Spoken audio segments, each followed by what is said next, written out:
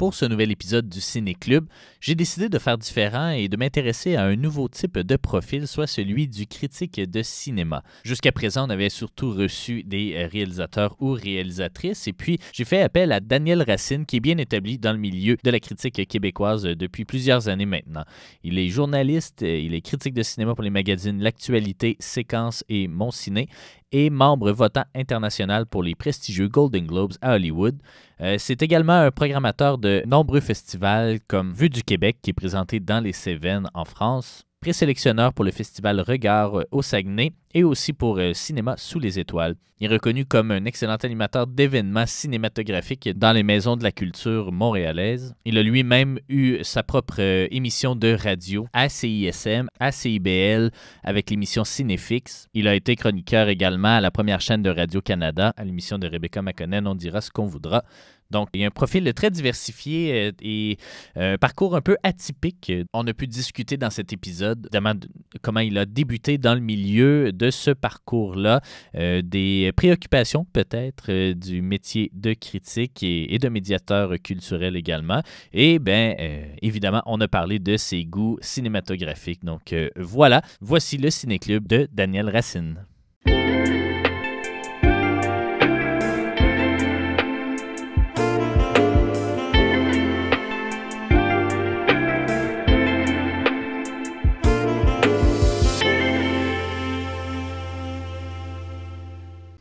Daniel Racine, merci beaucoup d'avoir accepté l'invitation du Ciné-Club.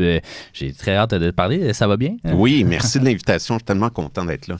Jaser de cinéma longtemps, on a rarement la chance de le faire. Fait que j'apprécie beaucoup. Merci. Ben oui, c'est ça. C'était un peu l'instigateur, en fait, de ce projet-là. Ça, puis les vidéoclubs combinés, duquel je suis jaloux. Tu reviens de Paris, là, il fait pas trop longtemps. T'es-tu allé au fameux club vidéo? T'es-tu déjà allé dans ce club vidéo-là? Je suis même pas au courant, mon Dieu. Non. Ah non? Non. Je te montrerai ça. Oui. Un des derniers vidéoclubs de Paris. Sinon, le dernier, mais bref. Écoute, t'as plusieurs chapeaux dans le milieu, médiateur culturel, critique. J'ai le goût de commencer, en fait. Ce qui m'intéressait dans ton parcours, c'était évidemment le parcours plus critique, si on veut.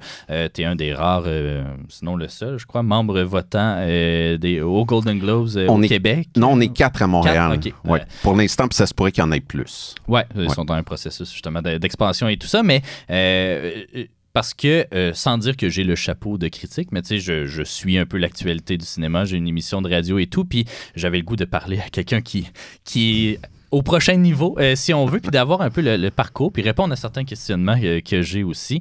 D'entrée de jeu, peut-être, là, comment, parce que tu n'as pas le parcours typique, peut-être, d'un critique. Comment tu es arrivé un peu à travailler dans ce milieu-là? Es-tu prête à faire un long parcours? Mon amour du cinéma, moi, m'est vraiment venu des clubs vidéo. Les pochettes, tu sais, aller passer du temps dans un club vidéo, être curieux, lire les pochettes. Et je me souviens, quand j'étais adolescent avec mes amis, eux, ils ont rapidement détesté aller au club vidéo avec moi parce que j'étais toujours attiré par la poussière, on dirait, par celles qui n'étaient pas souvent demandées, des films qui venaient de pays qu'on fréquentait peu.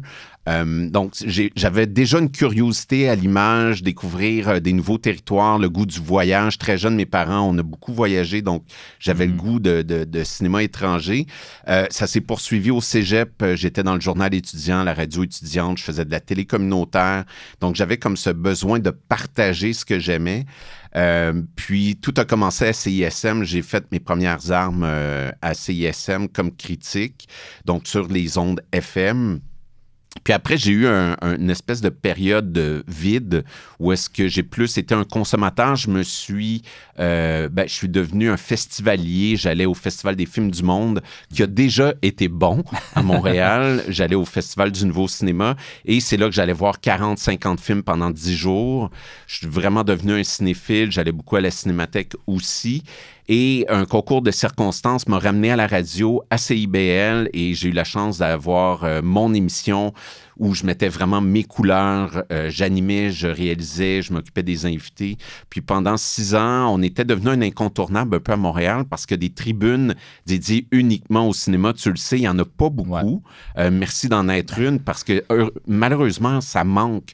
Je comprends pas. On passe un peu par le web maintenant, malheureusement. Oui. Ben, heureusement ou malheureusement, là, c'est correct. Oui, oui, maintenant, c'est beaucoup tout ce qui est alternatif qui réussit à répondre à la demande, mais j'avoue que pour un cinéaste qui sort un film, d'avoir de l'attention médiatique, c'est de plus en plus difficile. Donc, heureusement qu'il y a plein de médias parallèles qui sont développés avec le temps.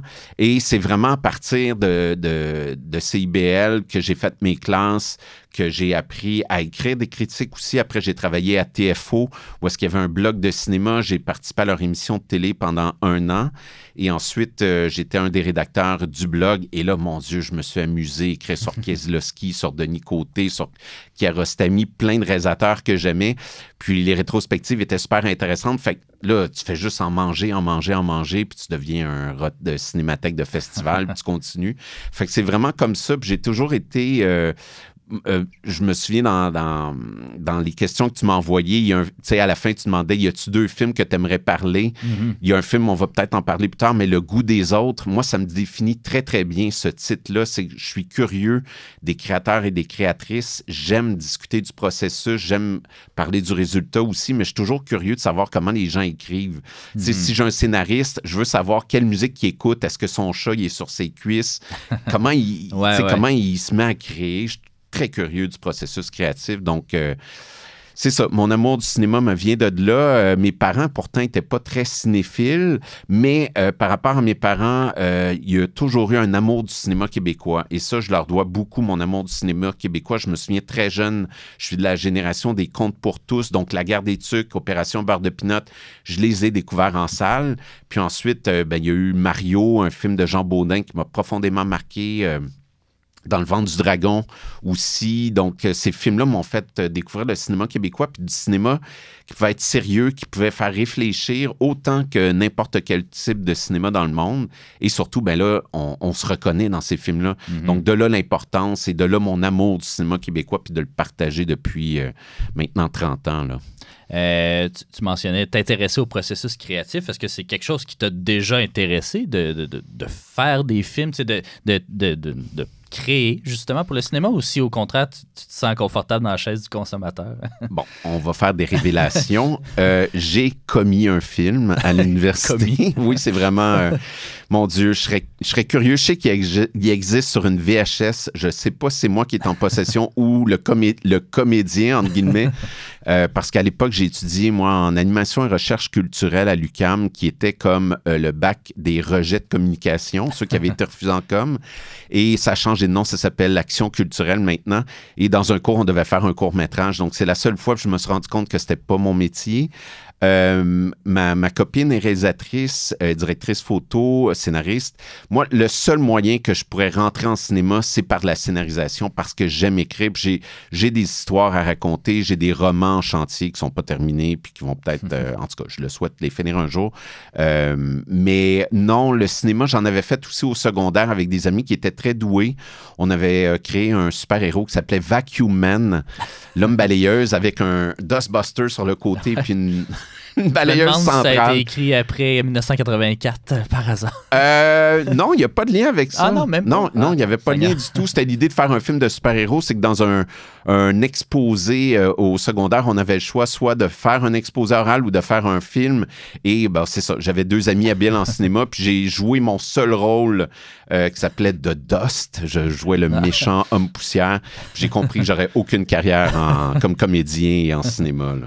Puis à quel moment, ben parce que c'est ça, tu as eu plusieurs tribunes, télé, radio, écrites. Est-ce qu'il y a un format qui est plus facile à communiquer cet amour du cinéma-là? Puis tu sais, je rajouterais même un 4e volet qui est de l'animation, parce que tu animes beaucoup d'événements, des entrevues, des trucs comme ça. Est-ce qu'il y a un format qui, soit que tu préfères ou que tu trouves que justement cet amour-là se transmet plus facilement? C'est ce qu'on fait en ce moment. C'est radio, à vrai dire, ça me prend un micro et un invité. Moi, tu me donnes un micro, c'est comme ma blanquette là, de sécurité. J'adore les micros. Quand je suis devant le public, j'ai pas de micro, je me sens un peu tout nu. Mais là, les rôles sont inversés. J'espère que tu sens quand même un peu dans ton élément. Oui, avec puis en studio aussi, c'est un environnement que je connais bien puis que j'aime. Je te dirais, oui, c'est ça. Moi, c'est les rencontres individuelles. J'adore animer des leçons de cinéma, passer beaucoup de temps. J'ai eu la chance d'en faire une exceptionnelle avec Alanis Obomsawin, la grande réalisatrice autochtone, et je suis devenu depuis son animateur chouchou, donc je me sens vraiment privilégié. J'en ai fait plusieurs leçons de cinéma. Donc, ces moments-là où est-ce que tu passes 1 heure et demie, que tu fais participer le public aussi, puis à la limite que tu peux faire un peu de mise en scène aussi dans l'événement. J'adore ça parce que là, tu peux aller en profondeur, tu as le temps de parler du processus, des origines aussi, de différents projets, de la passion du cinéma. Mais le médium que je préfère, c'est définitivement la radio. Puis ce qu'il y a d'intéressant aussi à la radio, c'est qu'il faut que tu ailles à l'essentiel. Tu peux pas perdre trop de temps, il n'y a pas trop de fioritures, contrairement à l'écrit. L'écrit, c'est bien, j'adore jouer avec les mots, mais il y a quelque chose dans le direct, dans l'impulsion. Puis quand tu fais une entrevue aussi avec un invité, ben, de le surprendre pour pas qu'il sorte la cassette. Donc, de bien se préparer, comme ça, tu sais déjà quelle réponse il va donner à certaines questions, puis fabriquer tes questions à partir de réponses que tu anticipes. Là, ils sont pris de court, puis ils sont comme, OK, il est préparé, lui, on va faire une bonne entrevue, ça va être intéressant, puis la cassette, on va la mettre de côté. Donc, oui, puis comme je reviens encore au film Le goût des autres, j'aime rencontrer les gens, j'aime partager du cinéma. Sérieux, on est privilégié de pouvoir faire ça comme métier, puis de gagner nos vies en faisant ça. Partager le cinéma ou le goût du cinéma, c'est sûr que c'est le fun à faire quand on aime le film. Ce qui n'est pas toujours le cas quand on suit l'actualité ou qu'on a des mandats, des fois, d'écrire sur tel ou tel film. Comment t'approches, toi, justement, un film qui te plaît un peu moins, mais duquel tu n'as pas vraiment le choix de parler, là? Ça, c'est une bonne question. Je te dirais, pense à l'extérieur peut-être du cadre québécois, parce que j'aurais une question sur le cadre québécois, parce que là, ça devient différent quand tu évolues, ou en tout cas, quand tu peux côtoyer ces champs-là. Là. Ben, je vais commencer par... Tu veux que je commence par ça? Oui, on va y aller. OK. Donc, un film québécois, maintenant, c'est que c'est tout... Moi, mon travail, bon, je porte le chapeau de critique, d'animateur d'événements et de programmateur. Donc, les créateurs, j'ai 3 chances de les rencontrer. Moins comme critique, mais beaucoup comme programmateur et comme animateur ou médiateur. Maintenant, je fais attention. Cinéma québécois, j'essaye de faire des critiques positives, donc de films que je vais aimer. Si je sais que le film ne m'intéressera pas, je vais le passer à quelqu'un d'autre. Je vais faire attention parce que c'est un petit milieu. Bon, c'est pas tout le monde. Malheureusement, ça fait partie du travail d'un réalisateur d'accepter la critique. Ça fait partie des conséquences du métier un peu. Il y a toujours quelque chose de constructif dans une critique aussi. Je ne fais pas des critiques gratuites. Donc, mon approche, c'est beaucoup d'essayer de réfléchir le film dans ses qualités, dans ce qui pourrait être amélioré, faire attention au choix des mots. Il m'est arrivé une anecdote, justement, avec un film que j'avais pas aimé et de recroiser le cinéaste après, puis on s'est pas parlé pendant de nombreuses années, puis finalement, un jour, autour d'une bière, on a réussi à régler. Donc, je nommerai pas de nom, mais c'est possible de passer par-dessus une mauvaise critique. Mais c'est sensible. Je sais pas si ça t'est arrivé à toi aussi, mais le milieu est quand même petit c'est ça. Puis c'est drôle, j'ai aussi, quand je reçois des invités dans le cadre de festivals, on passe beaucoup de temps ensemble. Puis des fois, ils me parlent d'amis critiques et c'est très drôle, tu sais, genre, j'ai pas aimé la critique d'un tel. Moi, je les connais pas mal tous. On se côtoie dans les visionnements de presse à Montréal, donc c'est toujours drôle d'avoir aussi la perspective des créateurs et des créatrices sur ce qu'on a pensé de leur travail. C'est un rôle ingrat des fois d'être critique, mais en même temps, moi, je nous vois comme des passeurs. Je prétends pas tout voir, tout savoir, mais on a quand même, tu sais, à force de voir, moi, je vois 600 longs-métrages par année, je vois 1000 courts-métrages, donc à force de goûter des plats, on commence à savoir ce qui est bon puis ce qui est pas bon puis ce qui pourrait être retravaillé. Mais ça m'arrive encore, l'année passée, je nommerai pas de nom là, parce que je veux pas me faire d'ennemis, mais de faire des entrevues devant public avec des films que j'ai détestés. Mais tu trouves un angle, tu trouves une façon de parler du travail parce que j'aime bien dire que chaque film est un miracle en soi quand on pense de l'idée d'origine jusqu'à la sortie en salle, il y a tellement d'embûches et qui réussissent à les créer. Moi, j'ai déjà beaucoup, beaucoup de respect parce que je le fais pas et je le sais aussi qu'il faut avoir des subventions. Déjà, de passer les subventions, c'est bon. Après, tu le sais que ton tournage sera pas comme le scénario. Il va y avoir plein de trucs inattendus. Alors, en vieillissant, je suis de plus en plus respectueux du travail qui est accompli puis je reconnais tous les efforts qu'ils doivent faire. Mais justement, ça m'amène à une autre question. Tu sais, à l'ère où il y a peut-être un peu moins de tribunes pour discuter de cinéma, tu sais, même moi non plus, j'ai pas de formation en cinéma et pourtant, ben, je m'appelle pas critique, mais tu sais, je fais un peu d'actualité cinématographique. Est-ce que le métier pur et dur de critique, là, tu sais, des belles époques de Roger Ebert, de tout ça, est-ce que ce temps-là est révolu à l'ère où tout le monde a un peu sa tribune? Est-ce que le métier de critique est encore pertinent aujourd'hui? Oui. Ouais. Moi, je pense qu'il est encore pertinent. Est-ce qu'il est encore populaire ou est-ce qu'on se fie encore aux critiques? Je peux répondre que oui, parce que j'ai eu des témoignages de gens qui me suivent, qui me disent qu'ils aiment ça me lire, puis que je peux avoir une influence à savoir s'ils vont aller voir le film ou pas. Ouais. En même temps, à chaque fois que j'entends ça, je deviens nerveux un peu. C'est comme, OK, il faut que je fasse attention à ce que je dis. Parce que des fois, on pense qu'on lance ça dans l'univers. C'est ça. À la radio, tu sais pas... à la radio web, peut-être un peu plus, ou sur les podcasts, mais tu lances ça, c'est ça, dans le vide, puis tu sais pas si les gens t'écoutent ou pas. Mais moi aussi, ça m'arrive des fois, des gens font comme, ah oui, je suis allé voir ce film-là, t'en as parlé. Puis je suis comme, ah, OK. Exact. C'est ça, tu sais, c'est une drôle de position, mais en même temps, c'est une belle tribune. Oui, puis je me sens privilégié. Je suis reconnaissant tous les jours, là, vraiment, de faire le travail que je fais. Et c'est ça, cette responsabilité-là, maintenant, m'oblige à faire plus attention à ce que je dis ou en tout cas, à la manière que je le formule. Je trouve qu'on est à une époque où on a besoin de bienveillance. On vit dans un monde qui est déjà assez compétitif, assez méchant en général. Avec les médias sociaux, ça n'a pas aidé dans les récentes années. Je pense que tout le monde est devenu critique, entre guillemets, sans nécessairement avoir le bagage. Donc, le choix des mots est important et aussi, ben, c'est ça, si on n'aime pas un film, c'est correct, mais peut-être trouver d'autres qualités ou en tout cas parler de la démarche de la personne parce qu'il y a toujours un travail énorme derrière chaque film, même le plus mauvais. Et des fois, ils sont bons parce qu'ils sont mauvais aussi. Mais des fois, j'aime ça regarder des mauvais films parce que ça me fait voir les qualités d'un bon film. Ou en tout cas, tu sais souvent... il n'y a rien de pire qu'un film correct. Là, un film qui n'a pas de défaut, mais qui n'a aucune qualité. Là, tandis que c'est ça permet de relativiser un peu. J'aime quand même pas ça, devoir parler d'un mauvais film, ou en tout cas d'un film que je trouve mauvais. Là, mais c'est ça place dans des drôles de situations. Puis, en complémentaire, si on veut, est-ce que c'est possible, tu sais, quelqu'un qui voudrait devenir critique, est-ce que c'est possible de vivre de ça?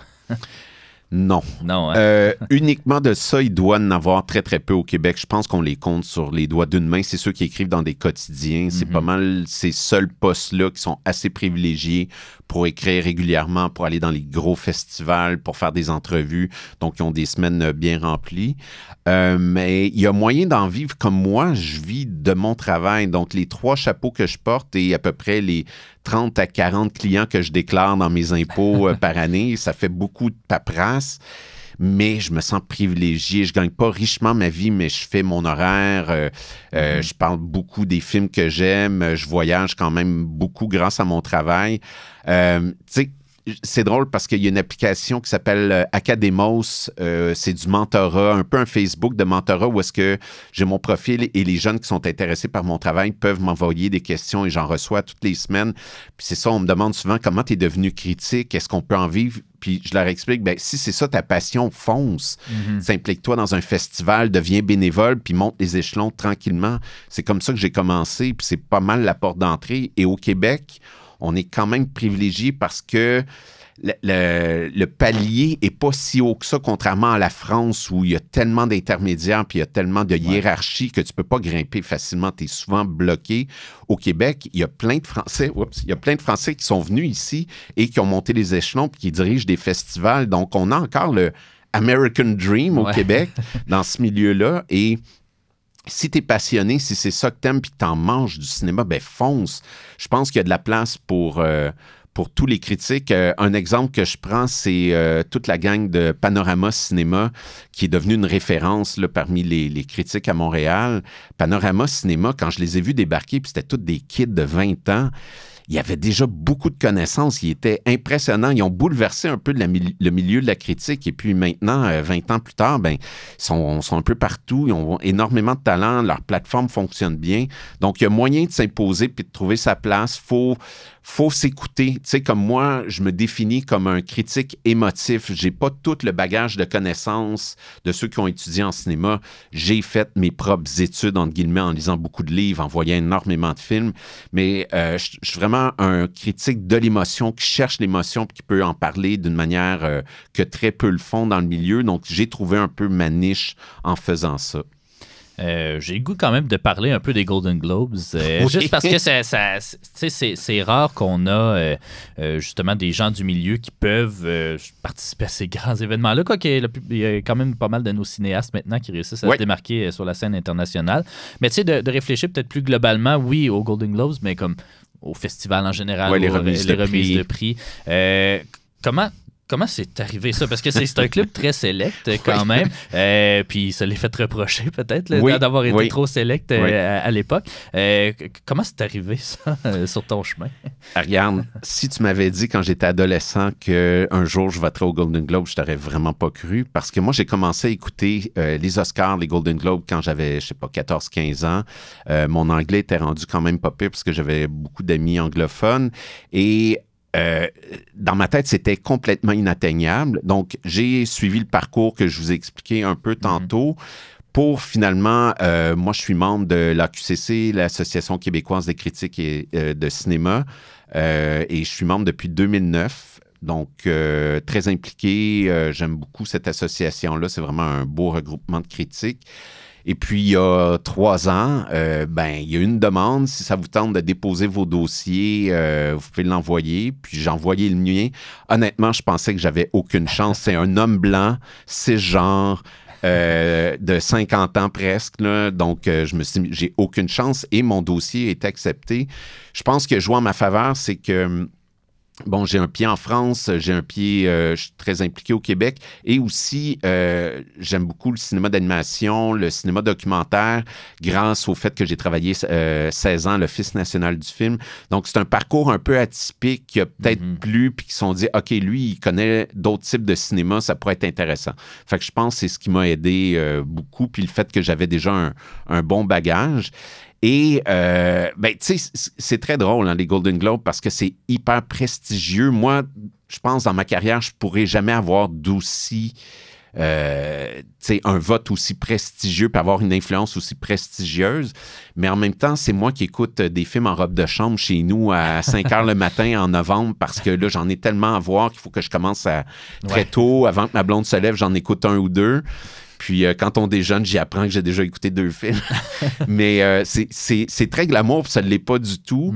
Je ne suis pas payé, hein, ça reste bénévole, donc c'est le bénévolat le plus glamour. Fut une époque, c'est ça, le scandale qu'il y avait eu, c'est qu'il y en avait qui étaient grassement payés pour faire exactement le travail. C'est ça, il y a un petit pincement au cœur de se dire, je pourrais être payé en argent américain et je le suis pas. Mais...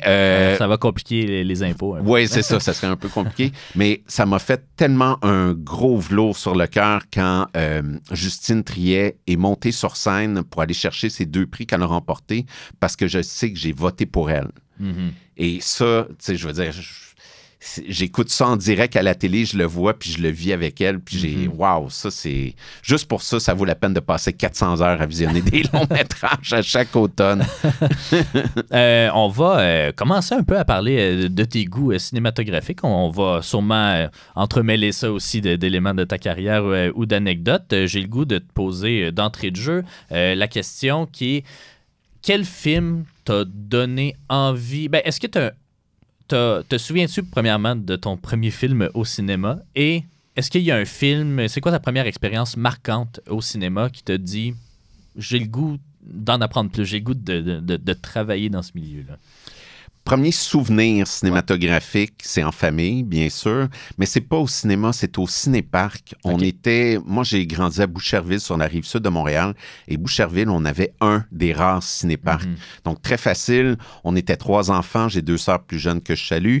Et donc, ma mère, c'était souvent avec ma mère. On partait dans la voiture familiale, on allait s'installer au cinéparc, on se mettait sur le toit de l'auto parce qu'avant, il fallait accrocher, là, comme dans les pierres à feu. La radio. Oui, accrocher le haut-parleur pour bien l'entendre. Fait qu'on se mettait sur le toit, sur une serviette.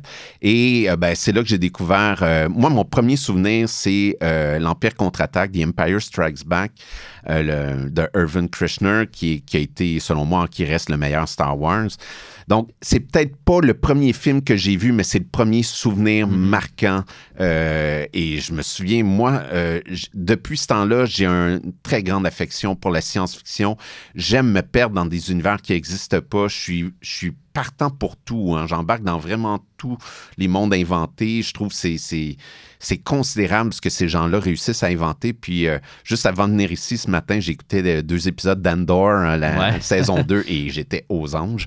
Donc, une des bonnes séries de Star Wars. Oui, une des rares bonnes séries. Donc, je suis prêt vraiment à embarquer. Je suis bon public. J'aime autant les classiques du cinéma, mais que les gros films populaires. Et c'est sûr, mes premiers souvenirs, c'est surtout ça. Je me souviens d'avoir vu E.T. au cinéma. J'avais pleuré. C'est une histoire qui m'avait profondément marqué. Puis, je te vois avec ton T-shirt de Jurassic Park, grand fan de tout ce que Steven Spielberg fait. Mais premier film marquant en salle, je pourrais t'en nommer quelques-uns. Cyrano de Bergerac, de Jean-Paul Rapneau. Je suis un grand romantique dans la vie, donc ce film-là est venu me chercher par sa charge émotive, par l'interprétation de je ne sais pas si on peut le nommer, Gérard Depardieu, pour rester discret. Mais un film qui a fait que je suis devenu critique et qui m'a changé comme être humain, il est juste là, c'est 3 couleurs bleues de Krzysztof Kieślowski. C'est le film qui m'a fait entrer dans l'univers de ce cinéaste-là et j'ai dévoré si j'ai un cinéaste qui me définit dans ma vie, c'est Krzysztof Kieślowski. Il est immense, il est vraiment au-dessus des autres. Je disais que je suis un critique émotif, mais c'est le roi de l'émotion, de l'humanité, du ressenti. Ça a été un choc. Et j'ai eu la chance de voir le film au feu Wimetoscope dans ces dernières années. Je pense l'avant-dernière année, ça a fermé en 92-93. Le grand Wimetoscope, qui était le premier grand cinéma de luxe à Montréal de Léo Ernest Ouimet. Et en passant, je fais un petit message à tous les cinéastes qui nous écoutent. Je rêve d'un film, d'un biopic sur Léo Ernest Ouimet. Il a eu une vie extraordinaire. Il y a un film à faire avec sa vie. Là, c'est vraiment... L'invitation est lancée. Oui. Mais on va en parler justement de Kieślowski parce que il y a évidemment sa trilogie 3 couleurs, La double vie de Véronique aussi, que je crois qui a été marquant dans ta vie, dans tes films préférés, Le Décalogue. Qu'est-ce qui... Tu l'as mentionné un peu, l'émotion, mais comment tu le vendrais à quelqu'un, justement? Kieślowski? Oui, Kieślowski.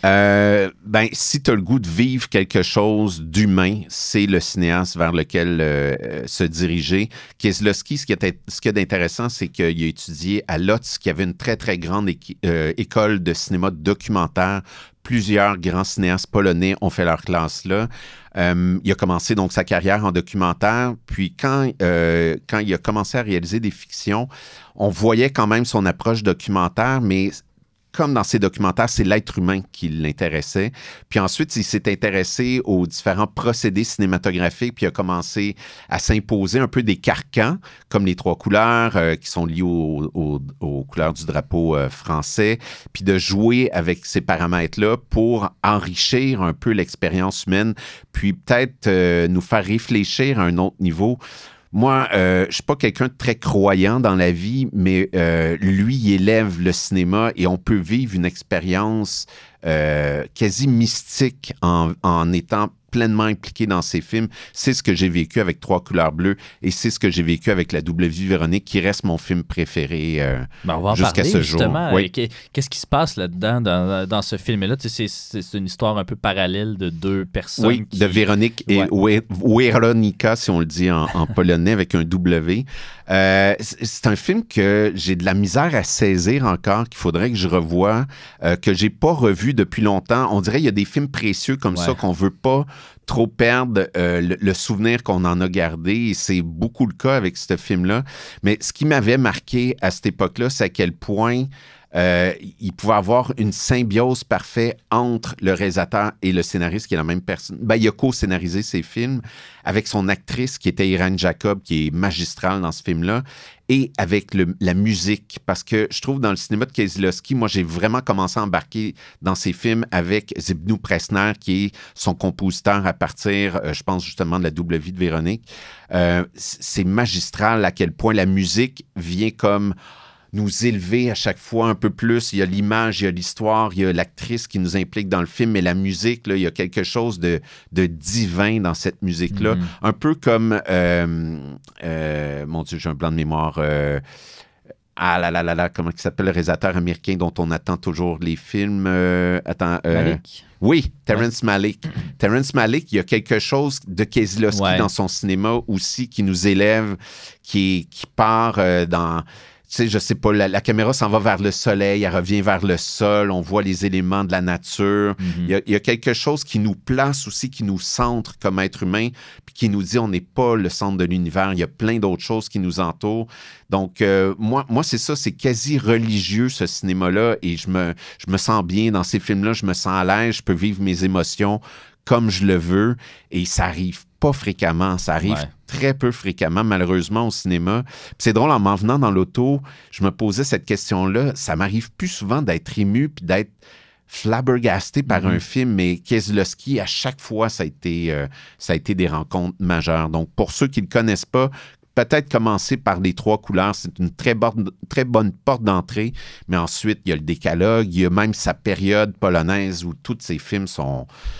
Wow! J'ai juste le goût d'y revoir à force d'en parler. Puis il est mort un peu trop jeune, malheureusement, mais quoi qu'il avait déjà un peu annoncé sa retraite, là, je pense. Non, c'est qu'il y avait vraiment... le décalogue a vraiment impacté sa santé. Il y avait déjà une santé fragile, puis il a dû tourner de nuit. Le décalogue, c'est souvent ça s'est souvent passé le soir et la nuit. Mais il y a une trilogie qui a été faite par 3 autres réalisateurs qui étaient Heaven, Earth et Purgatory. 3 réalisateurs, dont Tom Tykwer qui avait fait Run Lola Run. Mais non, il y avait d'autres projets en chantier. Il est mort, je pense, dans la cinquantaine, mi-cinquantaine. Alors, on l'a vraiment perdu trop tôt, malheureusement. Je vais ouvrir la porte tout de suite, là, puis de toute façon, je le vois là parce que tu mentionnais, puis c'est un peu ma réalité. Moi aussi, j'en regarde pas 600 longs métrages par année, mais tu sais, je suis pas mal autour d'un film par jour, là, fait qu'un bon 300-400. Puis moi aussi, je constate un peu que même quand je visite un film des années 40 ou 50 qui est universellement acclamé par la critique, on dirait que j'ai moins un peu cette étincelle-là. En tout cas, je suis rendu plus critique ou plus... En tout cas, je m'écoute moins, je sais pas trop. Puis quand je t'ai demandé justement tes films préférés, tu as mentionné Portrait de la jeune fille en feu, qui est assez récent, 2019. Je t'invite à nous parler de ça, mais aussi peut-être à étendre un peu sur cette idée-là de est-ce que t'en vois encore des bons films ou est-ce qu'il y en a encore des films contemporains là, puis est-ce que ça prend un recul peut-être pour juger de la valeur d'un film? Je te parle là-dessus. Je te rassure tout de suite, oui, il y a encore d'excellents films et ça, c'en est peut-être le meilleur exemple. Moi, j'ai pas peur de dire c'est mon film préféré du 21e siècle.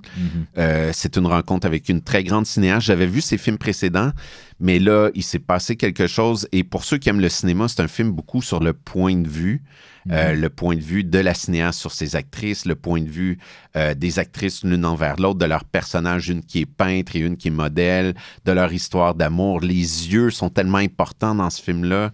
C'est un film aussi sur les fantômes du cinéma, sur les origines du cinéma. Il y a plusieurs niveaux. Donc, mon cerveau, il a comme explosé la première fois que j'ai vu ça. En salle, c'était majeur, la musique, les lieux aussi où ça a été filmé et le duel d'actrices qui est phénoménal. Adèle Haenel, si tu nous écoutes, reviens, s'il te plaît, remets-toi.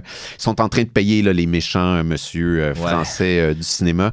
Mais Céline Sciamma, et si tu veux que j'étende ça, moi, je ferais une porte d'entrée sur les réalisatrices. Oui, ben oui. Moi, ce qui m'allume présentement depuis peut-être 7-8 ans, c'est le cinéma féminin.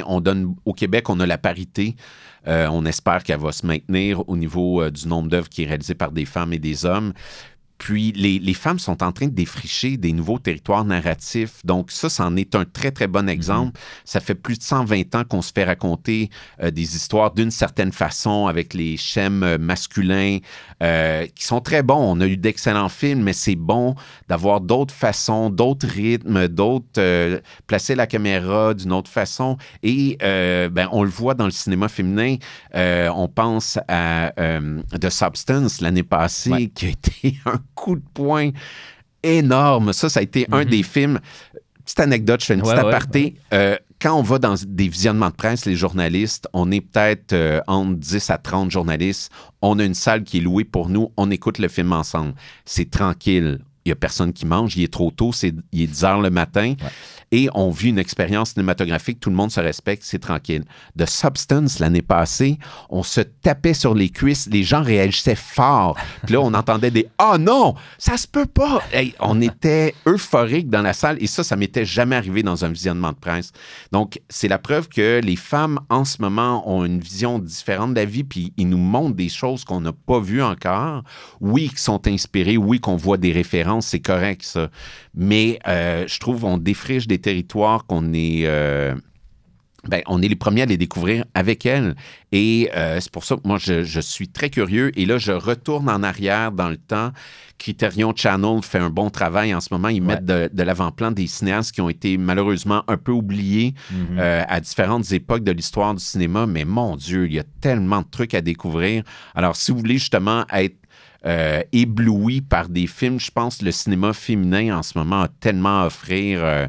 Parce que oui, il y a une certaine fatigue de certains mécanismes. Des fois, à force d'en voir, on sait où ça s'en va. Puis, il y a une certaine aussi paresse, je trouve, chez certains cinéastes. Je vais en nommer un, là. J'ai pas peur de le nommer. Denis Arcand, admettons. Denis Arcand, qui écrit des scénarios. Bon, son dernier, c'était vraiment une catastrophe. Là, mais des fois, c'est intéressant socialement parce que c'est un sociologue à base. Mais son cinéma visuel, c'est d'un ennui sans nom. Il n'y a rien de riche, il n'y a rien qui va nous éblouir. On est dans le beige et du début à la fin. Donc, je trouve ça plate. Tant qu'à avoir une tribune, d'avoir le potentiel de pouvoir faire quelque chose avec l'image, essayez des trucs différents, essayez de nous éblouir. Donc, d'autant plus que c'est pas mal un des seuls au Québec qui aurait pas mal carte blanche sur n'importe quoi qu'il ferait. Exact. Fait que j'ai le goût, je vais faire une parallèle encore sur le cinéma féminin parce que il y a 2-3 ans, je pense, c'est le film de Chantal Akerman, Jeanne Dielman, qui s'est ici numéro 1 au Sight and Sound, là, qui est une compilation des meilleurs films de l'histoire du cinéma, selon des gens de l'industrie et tout. J'ai l'impression que ça y a fait plus de mal que de bien, finalement. Là, il y a eu quand même beaucoup de backlash en ligne, évidemment. Je crois qu'ils n'ont pas le... En tout cas, c'est ça. On vit dans une époque où, c'est ça, les critiques parle fort, même si, puis surtout envers les femmes et tout. Chantal Akerman aussi était pas mal, je ne veux pas dire une pionnière parce qu'il y en avait avant elle aussi, mais elle avait un style très, très contemplatif aussi, qui peut se rapprocher un peu de peut-être Céline Sciamma. Toi, t'aimes... Moi je ne l'ai pas vu encore, Jeanne Dielman, parce qu'il y a 3h15, c'est dur à s'insérer dans un horaire, mais j'ai vu, il y a 2 semaines, je pense, Les Rendez-vous d'Anna, qui est un condensé en 2 heures en tout cas, la même vision un peu. Qu'est-ce qui, dans son cinéma, toi aussi, vient te rejoindre? Parce que je pense que tu l'apprécies beaucoup. Hein? Oui, dans ma liste de cinéastes, je l'ai mis avec Agnès Varda. Moi, c'est 2 personnes que je respecte énormément. Chantal Akerman, c'est son côté frontal. Je pense que c'est une des rares à cette époque-là qui s'est dit « Vous allez me prendre comme je suis » et son cinéma, c'est elle. Donc, c'est toujours franc, c'est sincère, c'est in your face. Des fois, c'est très exigeant. Mais en même temps, Jeanne Dielman, je l'ai revu. Moi, j'ai eu la chance de le revoir cette année. Il a été présenté au cinéma du musée à Montréal. Je l'ai fait découvrir à ma copine et c'est un film immense. c'est une leçon de cinéma. Il y en a qui disent c'est un film où est-ce qu'on voit une femme éplucher des patates pendant plus de 3 heures. C'est totalement faux. C'est un trailer, mais très, très lent, où tout s'installe, où il faut porter une attention à tous les regards, à tous les petits gestes, les choix de plans de caméra, parce qu'il y a beaucoup de gestes du quotidien qui se répètent, mais la fois suivante, il y a quand même une petite différence. Donc, ces genres de films, il faut être en forme, il faut être préparé, il faut savoir ce qu'on va voir. Ça peut ennuyer certaines personnes, mais ça peut être tellement gratifiant si on sait ce qu'on va voir. Et Chantal Akerman, c'est une pionnière. Elle a défriché. Elle, c'en est une qui a défriché, là, mais avec de l'équipement lourd, un type de cinéma qu'on ne voyait pas du tout, autant dans ses courts-métrages que dans ses longs-métrages. C'est peut-être pas une bonne porte d'entrée pour tout le monde. Peut-être vous familiariser avec d'autres cinéastes avant. Mais elle a influencé tellement de monde encore aujourd'hui. Tu sais, tu parles du Sight and Sound. Moi, je pense que ça l'a bénéficié quand même à faire connaître davantage Chantal Akerman. C'est que c'était récurrent qu'elle se retrouve dans le top 100. Mais là, je pense qu'il y a un petit côté politique dans ce numéro 1-là. Et on s'est dit, bon, ça serait bien aussi qu'il y ait une femme qui soit numéro 1. C'est le hasard, c'est la compilation des votes qui fait ça. Mais je trouve que c'est arrivé à un bon moment pour donner de la place, justement, aux cinéastes féminines. Et c'est un numéro 1 qui est logique, selon moi, à l'époque dans laquelle on le vit, qui est comparable à n'importe quel grand classique du cinéma. Elle a eu une influence, c'est un film important. Donc, on doit reconnaître l'importance de ce film-là. Non, il faut le découvrir, ce film-là, une fois dans sa vie et plonger dans son cinéma, pas avoir peur parce qu'elle a toujours osé. Et j'aime beaucoup les cinéastes qui ne s'assoient pas sur leur laurier, qui ne répètent pas film après film la même démarche. Puis malheureusement, il y a trop de cinéastes qui ont du talent, qui le font, qui deviennent paresseux. Et Chantal Akerman, elle a toujours foncé, puis elle a fait plein de trucs complètement différents les uns des autres. Est-ce que, au nombre de films que tu vois, justement, un film qui est un peu champ gauche, c'est sûr que ça va te plaire ou au contraire, tu es capable quand même de, je sais pas, d'avoir un certain recul puis d'essayer de comprendre un peu la démarche derrière. Là, un nom me vient en tête, mais c'est pas exactement ça. Là. Je veux pas nécessairement parler de ce film-là, mais Emilia Pérez, mettons, qui est tellement différent de ce à quoi on s'attend d'un film criminel, d'un film, d'une comédie musicale. On mentionnait Jeanne Dielman, justement. Ce type de proposition-là, est-ce que tu es rendu à un stade où ça te prend quelque chose de challengeant pour apprécier un film ou si tu es quand même capable de repartir à zéro à chaque visionnement, même quand tu en enfiles 3-4 par jour? Est-ce que tu es capable de repartir à zéro puis de faire comme, OK, ça c'est une expérience différente de ce que j'ai vécu, je sais pas. Je suis bon public à la base. Et comme je l'ai dit, j'aime autant Spielberg que Chantal Akerman, donc je suis capable d'accepter et d'aimer tous les genres cinématographiques. Bon, c'est sûr, quand tu es en période de festival, puis que ton 5e film, c'est L'Humanité de Bruno Dumont. Je me souviens, quand j'avais vécu ça en salle, 5e film de la journée, L'Humanité de Bruno Dumont, j'ai rejeté le film, mais violemment. J'ai fait, qu'est-ce que c'est que ça? Puis je l'ai redécouvert genre 6 mois plus tard et là, je suis tombé en bas de ma chaise puis j'ai vraiment pu l'apprécier pleinement. Puis comme critique aussi, les films que je critique, je vais toujours les revoir. Ça, je me force à les revoir parce que... Tu les revois avant de publier ta critique ou plusieurs mois après? Non, je les revois pour écrire sur le film parce que le moment où on reçoit le film, on peut ne pas être disposé à le recevoir. Exemple, je sais pas, t'es fatigué, puis là, t'as un film super exigeant, t'auras peut-être pas toutes les neurones disponibles pour pleinement l'apprécier. Et même, je pousse ça une coche plus loin. Souvent, le film, quand je le revois, ben en réalité, je l'écoute.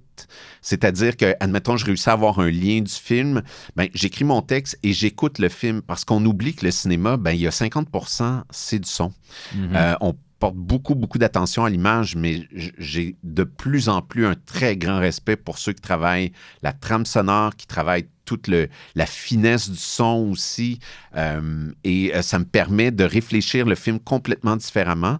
Puis ce qui est intéressant aussi, c'est que, pendant que je suis en train d'écrire, s'il y a une séquence que je veux revoir, ben, au son, je la vois différemment, mais après, je retourne l'écouter, puis là, j'ai le son et l'image, puis je le vis complètement d'une autre façon.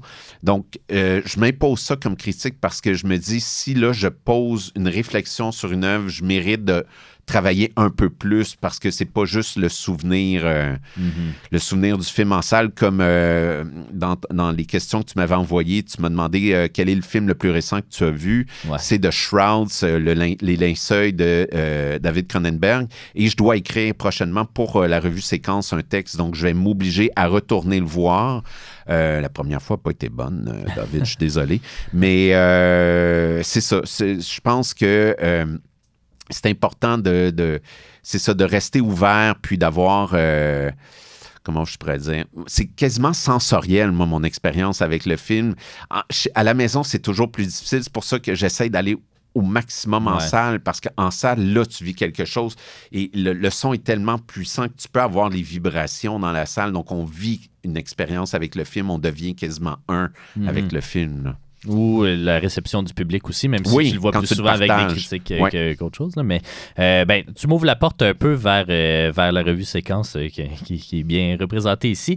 Tu écris dedans depuis 2000. Depuis plusieurs années. Excuse-moi, 2020.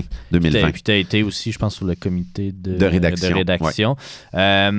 T'écris dans cette revue-là aussi des slams critiques, qui est une façon différente un peu de penser la critique d'un film. Moi, je me souviens, je pense que le premier texte, même si j'ai ces revues-là, je ne les ai pas toutes lues dedans, mais je me souviens d'un slam que tu avais fait sur Closer de Mike Nichols.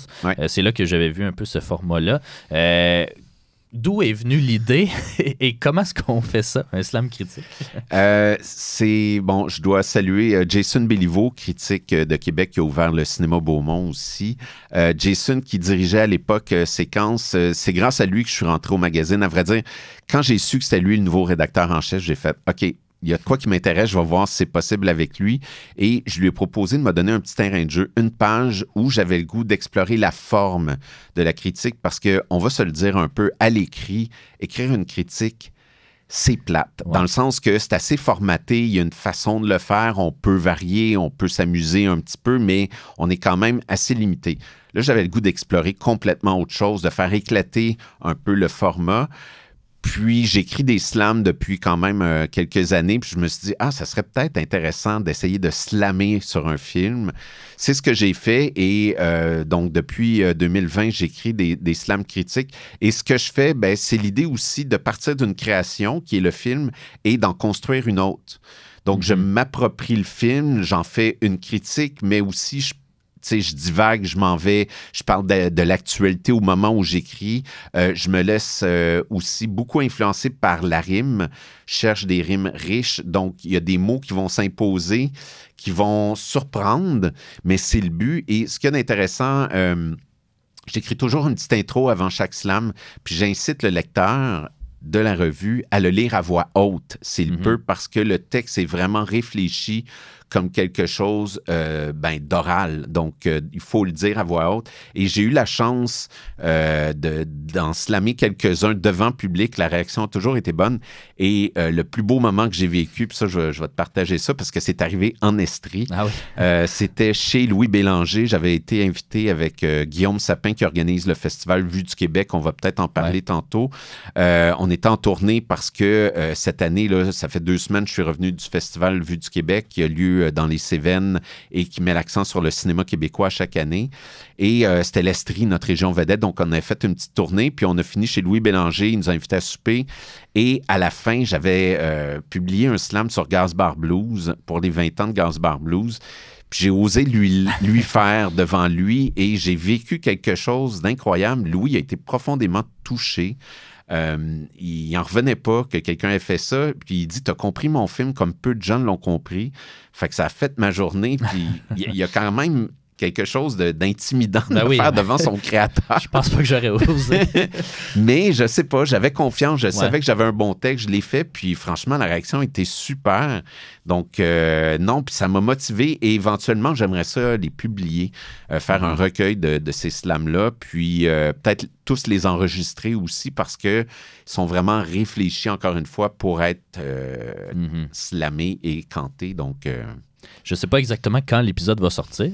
Pas trop loin probablement de sa date. Là, on est fin avril. Est-ce qu'on peut avoir un scoop sur ton prochain, peut-être, Slam, dans la revue Séquence? Ben, celui qui vient d'être publié, si je ne me trompe pas, c'est Le goût des autres d'Agnès Jaoui, film encore auquel je reviens. Puis là, c'était un anniversaire, fait que l'occasion était juste trop belle. Pour ce qui est du prochain, là, on a une date de tombée en mai. Je ne l'ai pas encore trouvé. Je suis en train d'y réfléchir. Mais encore là, Agnès Jaoui, réalisatrice, j'essaye de plus en plus d'aller vers des films réalisés par des cinéastes féminines parce que j'ai laissé déjà beaucoup de place au cinéma masculin. Puis ça me permet de faire découvrir aussi des films et je souligne souvent des anniversaires. Ça me permet de parler de films que les gens ont vus aussi. Des fois, je vais avoir des films un peu plus obscurs, mais j'essaie de parler, tu sais, comme j'ai fait Léolo, j'ai fait Closer, que tu as nommé tantôt. Quel autre j'avais fait? Je me souviens même plus, mais j'en ai fait une bonne quinzaine jusqu'à maintenant. Et c'est ça, c'est de revisiter une œuvre complètement. Puis quand je revois le film, mais là, j'ai une autre vision parce que, ce détail-là, ça va être le fun de le dire en mots.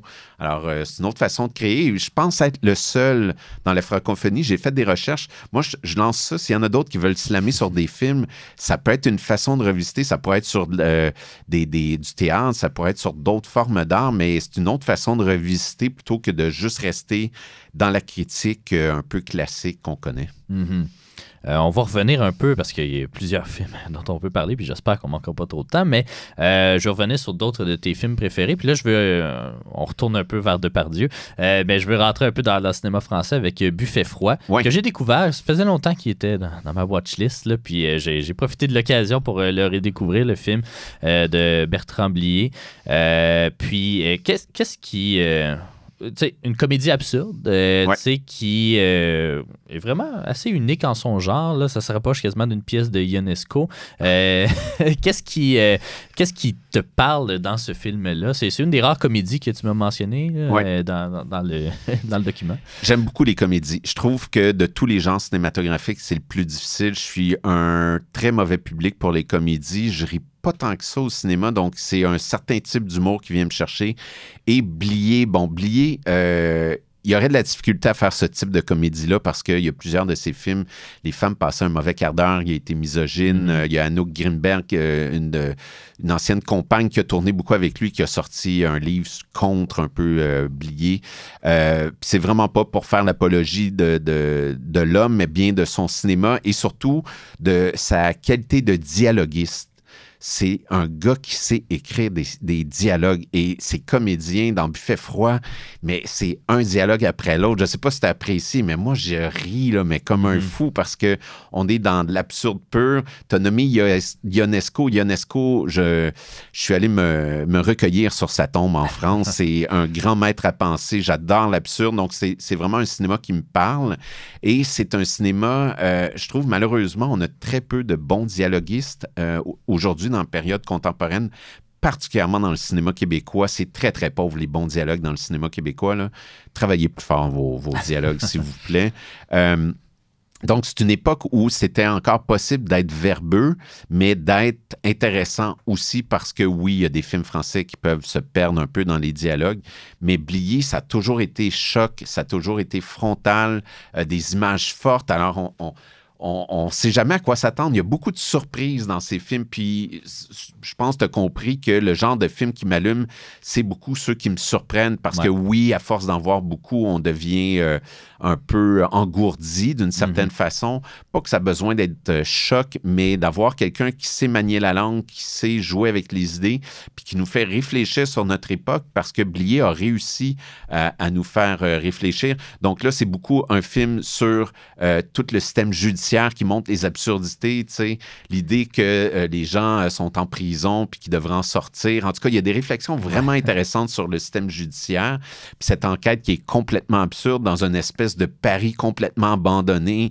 Ah non, il y a des idées de génie dans ce film-là. Donc, Blier, il a quand même fait quelques grands films de cette manière-là où est-ce que ben j'imagine pour les comédiens et comédiennes, c'est du bonbon aussi d'avoir ces mots-là en bouche puis de s'amuser entre eux à se lancer des vannes. En tout cas, non, Buffet froid, ça reste un incontournable pour moi. Un peu comme si j'avais eu une autre comédie à mettre, ça aurait été Dr. Strangelove de Kubrick, où est-ce qu'il y avait un peu ce type d'humour-là, un peu absurde, où est-ce que Peter finalement... Sellers, c'est sûr. Ah oui, et tu sais, une grande réflexion sur la guerre. C'est un film anti-guerre, mais qui se passe dans la War Room, puis qu'on réfléchit la guerre d'une autre façon. Donc, c'est pas donné à tout le monde de nous faire réfléchir d'une manière aussi subtile, mais je trouve que l'absurde nous permet d'aller très loin. Et au Québec, bizarrement, on a très peu de cinéastes qui, peut-être nos institutions qui sont trop frileuses au niveau de l'absurde, mais c'est un genre où est-ce que ça nécessite pas nécessairement beaucoup de budget. Tout est dans l'écriture et la finesse des dialogues.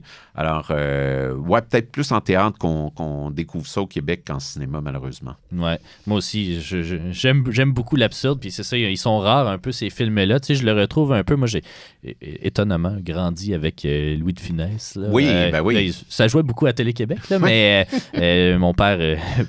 enregistrait la télé sur ses VHS, puis en tout cas, j'écoutais ça beaucoup, puis il y a certains éléments un peu, tu sais, même s'il était un peu plus burlesque qu'absurde, il y a certains de ces films qui virent un peu dans l'absurde, puis en tout cas, c'est là, je pense que j'ai découvert un peu ce genre-là, mais tu sais, il y en a très peu, c'est ça, Ionesco, c'est pas mal le seul. Il y a eu des adaptations cinématographiques, mais ça passe moins bien, je pense, au cinéma. Je vais passer un peu du coq à l'âne pour revenir un peu à des réalisateurs. Je vais en parler de deux qui sont un peu iconoclastes. On va commencer au Québec avec Denis Côté, qui est le prolifique Denis Côté, qui fait des films très dans la marge aussi. Est-ce que c'est pas seulement juste l'élément de surprise qui crée chez toi qui te plaît, là, j'imagine? Là, qu'est-ce qui te parle dans son cinéma?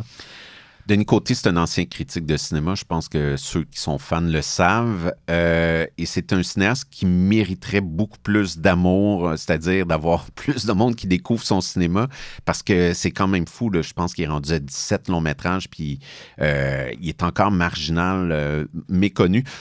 Suffit d'un souper de famille. Moi, si je lance le nom de Denis Côté, ma famille ne réagit pas. Donc, je sais très bien qu'il n'est pas encore assez connu. Ce que j'aime dans le cinéma de Denis Côté, ben, c'est qu'il s'amuse avec le médium. Donc, il se lance toujours des défis un peu personnels. Il explore le cinéma. Chaque film est différent. Il y a des films un peu plus commerciaux, mais on s'entend. Curling puis Vic et Flo, c'est pas ce qu'il y a de plus commercial, mais ça reste quand même ce qui a été le plus grand public dans son cinéma. Mais j'aime ses explorations. J'aime qu'il ne prenne pas pour acquis son médium, qu'il se met en danger. Il s'est planté quelques fois. C'est vraiment pas tout des chefs-d'œuvre, ces films, mais à chaque film, on voit l'évolution du cinéaste. On voit ce qu'il peut amener. Ces films se parlent entre eux. Il y a Will Cox, entre autres, que j'avais beaucoup aimé, qui est vraiment un film un peu expérimental, où est-ce qu'on suit une espèce de vagabond qui rentre dans des maisons abandonnées. Puis, dans ce film-là, j'ai un peu vu, comme tous ces films précédents, c'est à la limite, il aurait pu croiser des personnages de ces films précédents parce qu'ils filment toujours un peu dans les mêmes zones à l'extérieur de Montréal.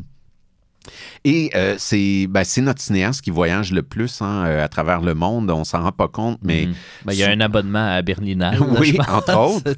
Entre autres. Ces films sont souvent sélectionnés là. Est-ce que c'est parce qu'il fait un cinéma qui est plus international, qui est moins... oui, cinéma d'auteur pointu. Denis sait très bien devenir ami avec les programmateurs de festivals, on s'en cachera pas. Mais lui-même, qui est très exigeant au niveau du cinéma, je pense que comme programmateur, on aime avoir ses films. On le sait que le public sera pas nécessairement d'accord avec la proposition, mais on va aller en chercher quelques-uns qui vont se mettre à vouloir tout voir de ce cinéaste-là. Et le jour où on accepte le cinéma de Denis Côté, on est prêt pour une belle promenade. Là. Sérieux, il y a tellement d'éléments. Et de film en film, il s'amuse à rendre hommage au cinéma. Puis le cinéma des origines des premiers temps, Mademoiselle Kenospia, qui est un bel hommage au cinéma, film très simple avec des projections dans la projection. c'est accessible. Si on se donne la chance puis d'être curieux puis de voir le cinéma comme une forme d'art, ce que c'est à la base, ce que David Lynch nous a souvent rappelé, parce qu'on n'est pas obligé de toujours comprendre ce qu'on voit. Malheureusement, dans une époque où est-ce qu'on a besoin de comprendre tout le temps ce qu'on voit, où est-ce qu'on doit toujours se faire expliquer, où est-ce que tout doit rentrer dans une bande-annonce de 2 minutes, mais non, c'est correct d'être confronté à une œuvre puis de pas savoir ce qu'on voit, mais le film va nous habiter longtemps, on va se questionner, puis à la limite, moi je me souviens, il y a des films que j'ai détestés, que je suis retourné parce qu'il m'avait habité, il y avait quelque chose sur lequel j'avais accroché. Et dans les films de Denis Côté, moi, ça me plaît ça parce que je pense à Carcasse, entre autres, où est-ce qu'il filmait un vieux monsieur, c'est un documentaire, il filme un vieux monsieur qui gère une cour à scrap. Puis là, tout à coup, il y a une gang de trisomiques qui débarque avec des mitraillettes, puis on tombe dans une fiction. Tu fais comme, mais ça sort d'où? Mais j'ai vécu quelque chose. Fait que oui, une surprise, mais au-delà de la surprise, c'est l'idée de se faire raconter une histoire. Le cinéma, c'est ça. Moi, ça reste là.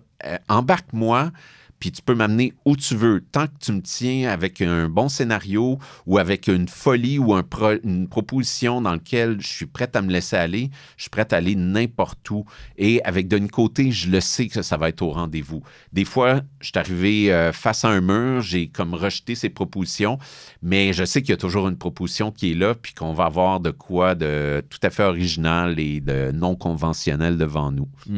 Un autre qui est un peu non conventionnel, ou du moins qui... Moi, je l'ai découvert un peu sur le tard, là, mais c'est le cinéaste iranien Abbas Kiarostami. Moi, j'ai plus vu les films de ceux qui ont été influencés par lui, là, que ce soit les Panahi de ce monde, ou même cette année Matthew Rankin, avec une langue universelle. Tu sais, j'en ai pas vu beaucoup, mais chaque visionnement de ces films sont une expérience en soi. Ali, tu sais, cinéma vérité, c'est documentaire, fiction, on sait jamais trop, ça dépend des films évidemment. Taste of Cherry, le goût de ça. Je sais jamais comment les dire. Le goût de la cerise. Ouais, je sais jamais s'il faut que je le dise en français ou en anglais quand c'est un nom international. Mais il y a ça, tu sais, j'ai découvert Close Up aussi l'année dernière, je crois. C'est... Lui aussi, il a fait... lui, il est moins dans la surprise peut-être plus que dans l'exploration d'un nouveau territoire dans un pays aussi où son cinéma peut-être il a été moins réprimé, lui, que les Panahi et autres de ce monde, mais ça s'est fait quand cette rencontre-là entre Kiarostami et toi? Assez rapidement, je pense que c'était au cégep. C'est la période où j'ai vraiment le plus exploré, puis dans justement les cassettes vidéo poussiéreuses, il y en avait sûrement une de Kiarostami. Ce qui me parle dans son cinéma, c'est un peu comme Kieslowski, c'est l'expérience humaine. Il vient du documentaire, lui aussi. C'est peut-être ça, hein? Puis nos racines au Québec, c'est le documentaire. Notre cinéma vient du documentaire. J'ai travaillé longtemps à l'ONF, donc le documentaire, pour moi, c'est une très bonne porte d'entrée. Et, tu sais, je te parlais de surprise. Dans son cinéma, il y a plein de petite surprise. C'est que la surprise, c'est pas obligé d'être gros, mais ça peut être la façon que deux êtres humains se rencontrent puis qu'il y a une espèce de connexion naturelle qui se fait. Et chez Kiarostami, c'est ça que j'aime, c'est que ça n'a jamais de l'air forcé. Puis lui, ce qu'il faut savoir, c'est que souvent, il y avait un scénario, mais il laissait tomber. Il aimait ça improviser, ce qui mettait en danger ses comédiens beaucoup, mais il y a beaucoup de tournées avec des non-professionnels aussi, surtout au début de sa carrière. Et c'est ça, c'est des rencontres humaines, c'est des mises en situation qu'on ne s'attend pas, qui vont déboucher sur un beau développement. Donc, j'ai souvent été agréablement surpris dans son cinéma, profondément touché. Le cinéma iranien, c'est vraiment un des pays que j'aime le plus, le côté cinéma. Je suis rarement déçu. L'année passée, il y a eu... à l'ombre les fruits du sauvage. Oui, mon Dieu, on massacre le titre, là, désolé. Mais qui a été un film choc, là, vraiment une critique sévère du régime iranien. Et on parle de cinéma qui peut ressembler au cinéma québécois dans l'économie de moyens. On n'a pas des gros moyens, mais il y a moyen de raconter quand même des histoires profondément humaines, profondément touchantes et avec lequel on va se reconnaître même si on habite à 10 000 kilomètres de là. Quand je suis revenu de Florac, le festival Vue du Québec, j'ai pris un taxi de l'aéroport et j'avais un chauffeur de taxi iranien, puis on s'est mis à parler de cinéma iranien. Puis il était profondément touché que j'aime le cinéma iranien. Et là, tu parlais de Matthew Rankin. J'ai dit, mais là, il faut absolument que vous voyiez une langue universelle de Matthew Rankin parce que vous allez adorer. C'est en perse, tu sais, quand même, un film francophone et perse, majoritairement perse, dans un Canada où l'anglais n'existe plus, ou presque. Alors, non, c'est ces rencontres-là. Puis là, ça m'a permis de discuter pendant 1 heure avec un chauffeur de taxi. C'était génial. Repassons au cinéma québécois parce que tu dis que c'est arrivé très tôt dans ta vie. Est-ce que tu es capable... en fait, une des choses que j'ai découvert aussi, parce que tu es très actif sur Letterboxd, c'est quelques listes, en fait, pour faire la promotion, un peu d'une certaine façon, faire découvrir, du moins, pas la promotion, mais faire découvrir notre cinéma québécois à l'international un peu. Tu as une liste, je pense, des 100 films québécois à voir, absolument. Est-ce que tu es capable de dire c'est quoi ton film québécois préféré ou c'est trop dur? Ben, je l'ai mis dans ceux que tu m'as envoyés, moi, mais ça peut changer, là, mais en ce moment, ça reste Le chat dans le sac de Gilles Groux. Je suis un grand romantique. Ouais. C'est la fin d'une histoire d'amour entre un francophone et une anglophone. Et puis, Gilles Groux, ben, c'est un de nos grands cinéastes méconnus qui a une carrière un peu écourtée parce que malheureusement, il y a eu un accident et ça a vraiment changé sa vie. Et non, Gilles Groux, dans ce film-là, la trame sonore aussi, c'est Brubeck qui l'a fait. C'est du jazz qui a été composé spécifiquement à l'époque de la Nouvelle Vague, donc il y a une influence Nouvelle Vague. C'est un film sans prétention qui a été tourné avec vraiment très peu de moyens. Les 2 comédiens sont vraiment excellents. C'est le genre de cinéma qui me parle beaucoup. J'aurais pu mettre Pour la suite du monde aussi de Pierre Perrault et Michel Brault, qui est un des films fondateurs du cinéma québécois. Puis j'ai une relation privilégiée avec le cinéma de Pierre Perrault qui m'a amené à l'île aux coudes, qui m'a permis de rencontrer les petites filles de Grand Louis et d'Alexis Tremblay. Donc, c'est ça, mon amour du cinéma québécois me vient de mes parents, me vient de mes fréquentations en salle, puis j'ai toujours eu besoin de me reconnaître à l'écran, d'entendre notre accent. Et maintenant, c'est ça, j'ai la chance, ça me permet de faire une petite parenthèse sur le festival Vue du Québec qui a lieu à chaque année dans les Cévennes.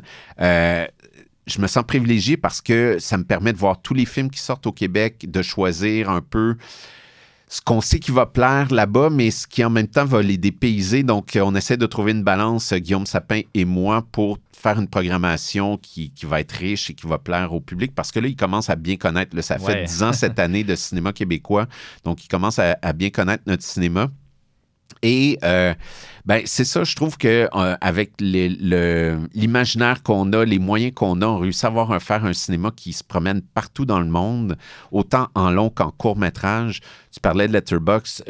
J'aime créer des listes qui sont liées au cinéma québécois justement pour le faire découvrir plus du monde à l'international. Puis ça a fonctionné parce que mes listes ont quand même bien fonctionné. J'en ai fait une sur le court-métrage québécois avec des liens où je mettais les liens. Donc, pour ceux qui voudraient une porte d'entrée vers le court-métrage québécois, allez sur Letterboxd, trouvez-moi, puis rentrez les courts-métrages. Vous allez voir, il y en a tout plein à découvrir. Donc, là-dessus, je me fais un peu un ambassadeur parce que je trouve que nos médias le font, mais peut-être pas assez. Puis rapidement, le cinéma américain prend toute la place. Ouais. Sur les plateformes du cinéma québécois, t'en cherches, il y en a très, très peu, à moins que ça soit illico via Éléphant.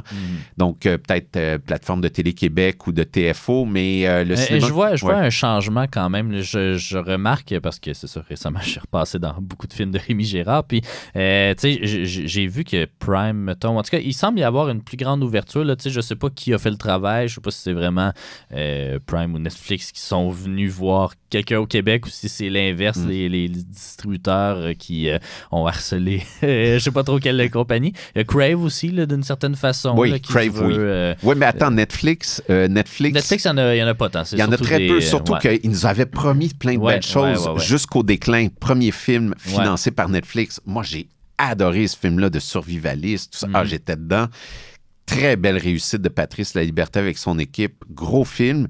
Puis après, pratiquement rien ou très peu. Là, ils ont acheté quelques séries québécoises, quelques films, mais encore là, ça reste quand même minoritaire. Ils sont rarement mis de l'avant avec les algorithmes. Donc, on espère en voir plus, mais tant mieux si Prime le fait plus. Puis Crave, ben, ça fait partie de son mandat d'en faire. Mais je pense que les plateformes pourraient vraiment faire mieux là-dessus. Oui, ça c'est sûr.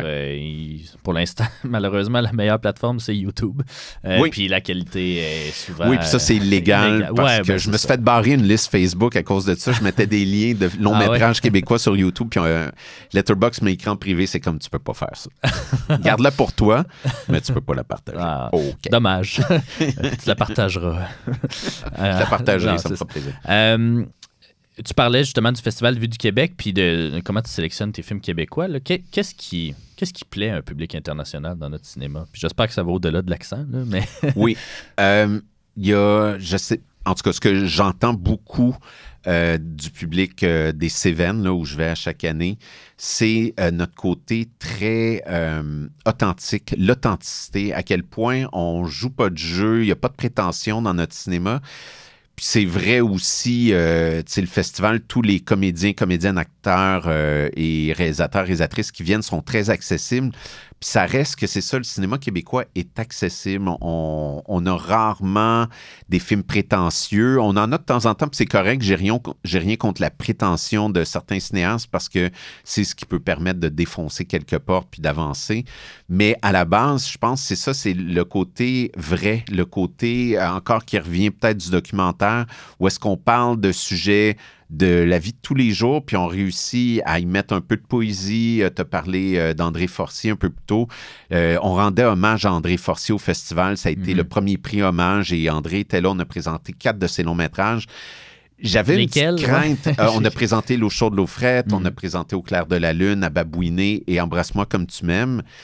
J'étais pas sûr de la réception, puis franchement, ça a été un gros coup de cœur. Le public a adoré le cinéma de Forcier.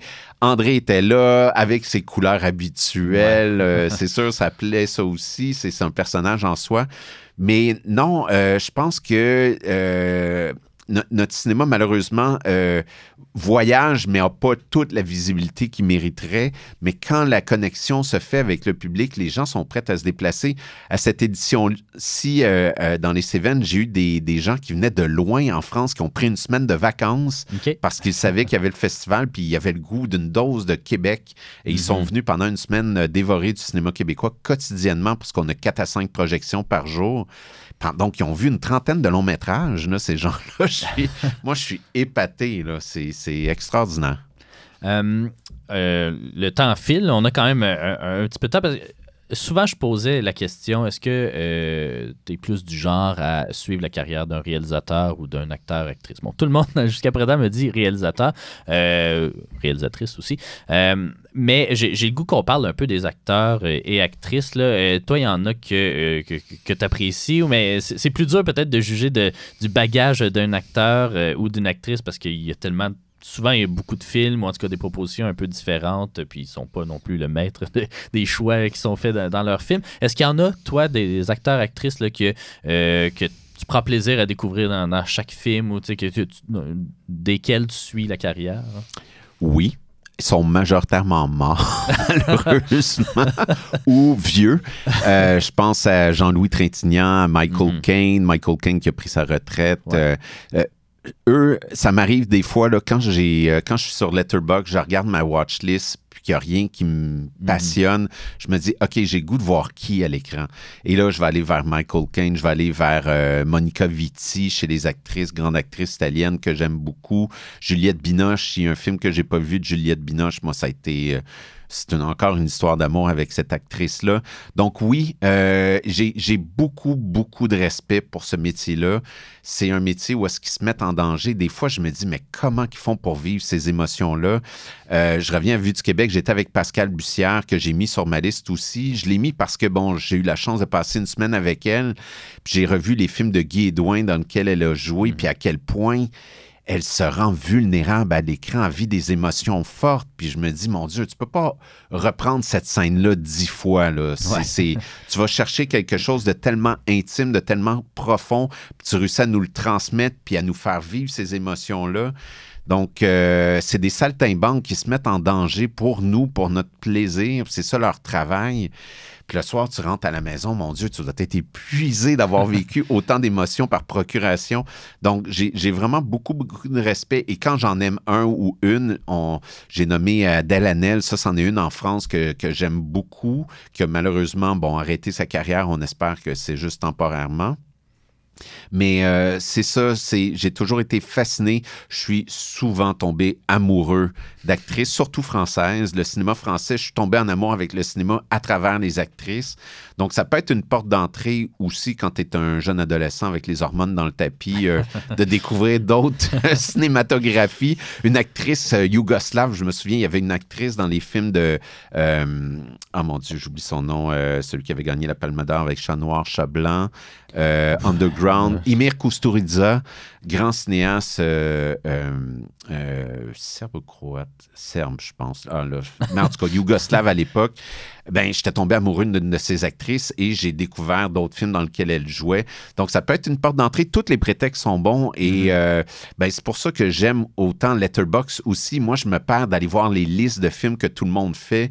Puis, des fois, ça peut être juste l'image que tu vois, le poster qui te donne le goût. Faut être curieux. En cinéma, faut être curieux. Puis, il y a tellement de belles rencontres à faire. À défaut d'avoir des clubs vidéo, maintenant, ça se passe en ligne.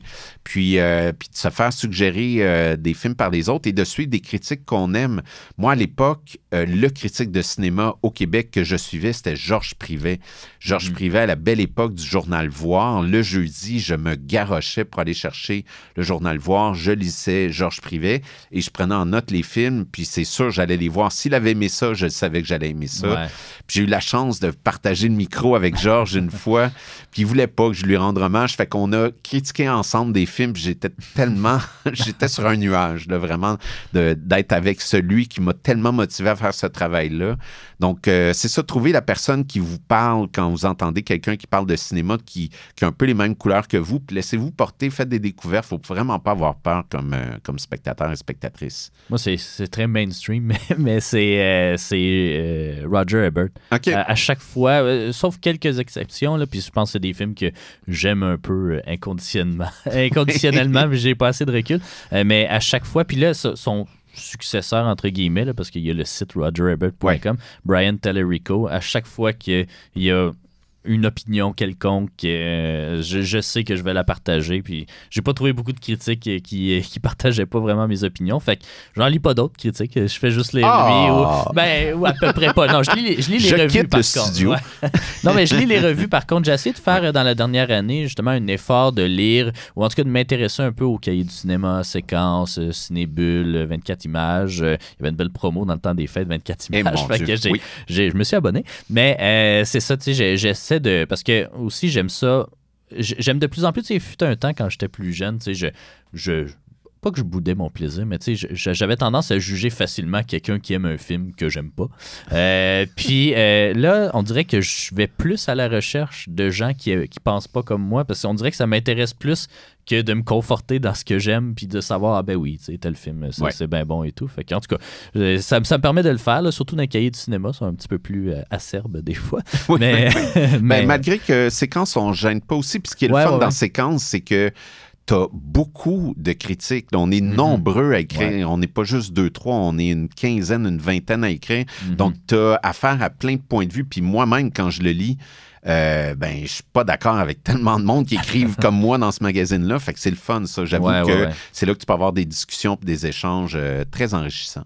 On va passer au bloc de questions rapides. On va pouvoir développer aussi. Tu sais, le but, c'est que tu nous dises la réponse qui te vient instinctivement, mais tu peux développer un peu si tu veux.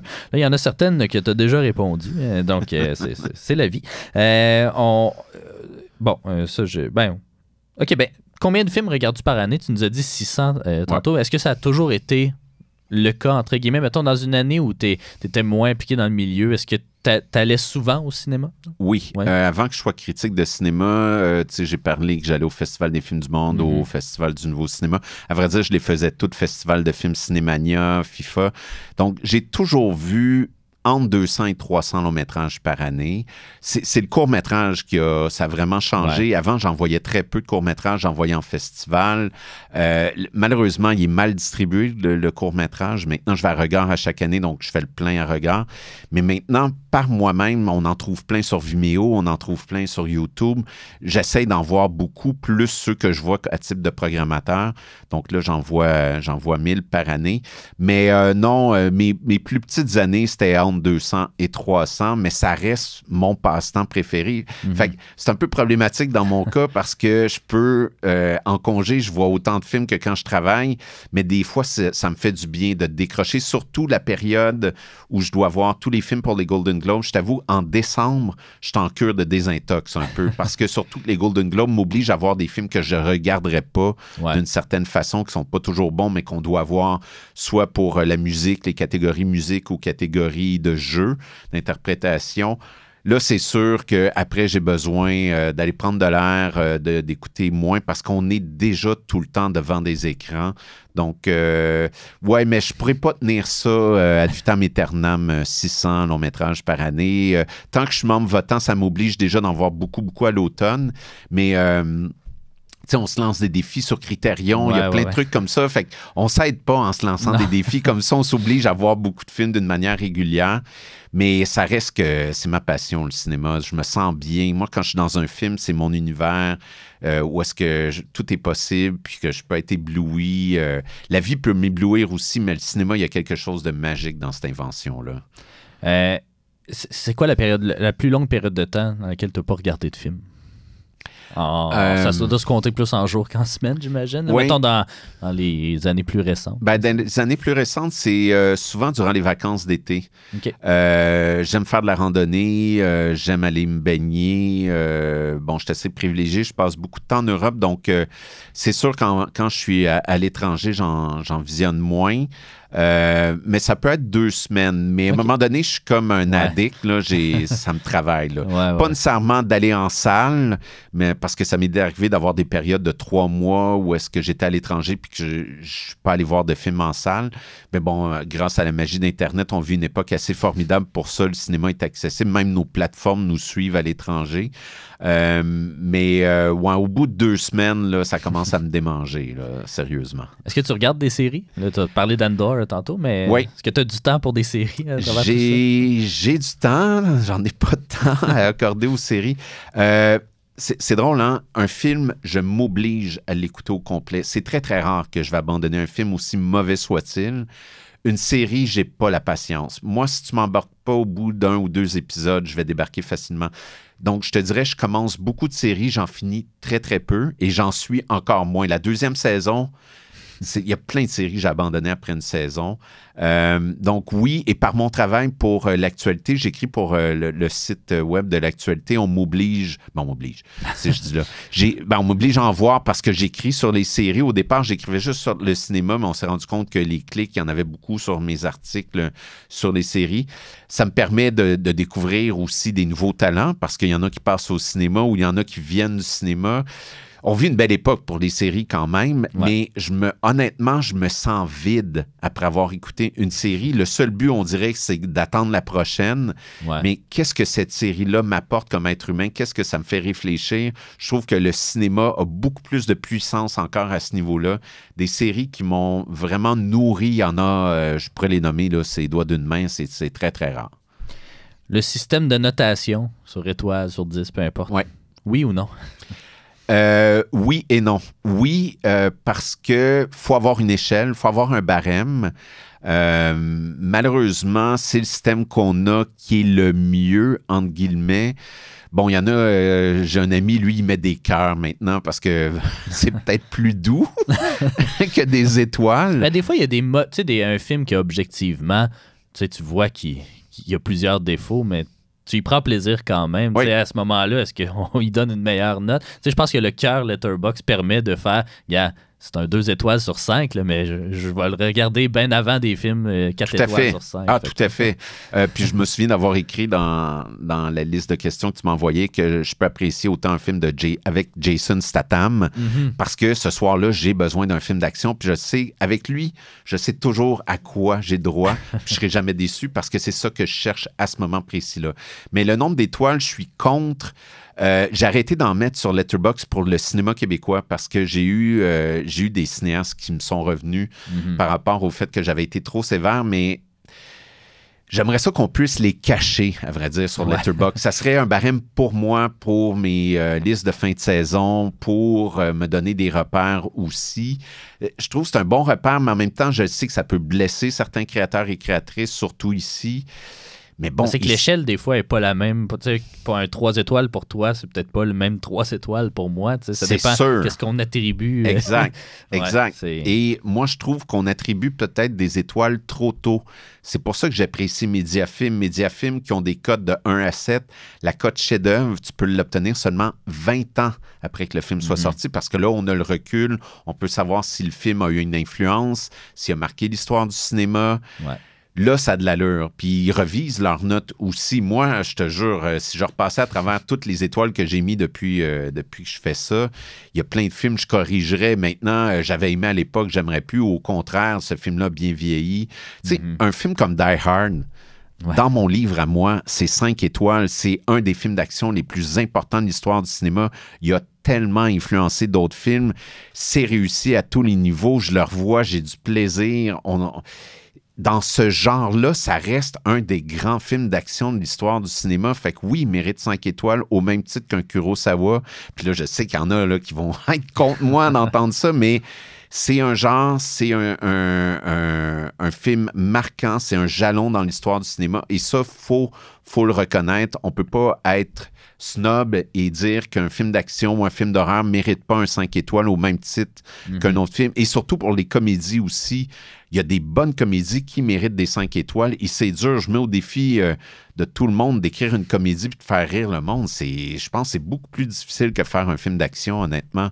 Donc oui et non, tu sais, les cotes, c'est ça. Il y a des moments, mais il y a des moments où est-ce qu'il faut faire attention. Fait qu'à ce moment-là, est-ce que l'agrégateur, c'est une bonne façon de juger comme Rotten Tomatoes? Si l'agrégateur reste humain puis qu'on se fie à des codes d'être humain, oui. Si c'est un algorithme qui devient l'agrégateur, là, j'ai beaucoup de questions. Puis c'est pour ça que je trouve ça triste des plateformes comme Netflix ou comme Prime où est-ce qu'ils pensent nous connaître parce qu'on a sélectionné. Moi, c'est pour ça que j'aime les mélanger puis cliquer sur différents genres parce que moi, ils savent plus quoi me proposer, honnêtement.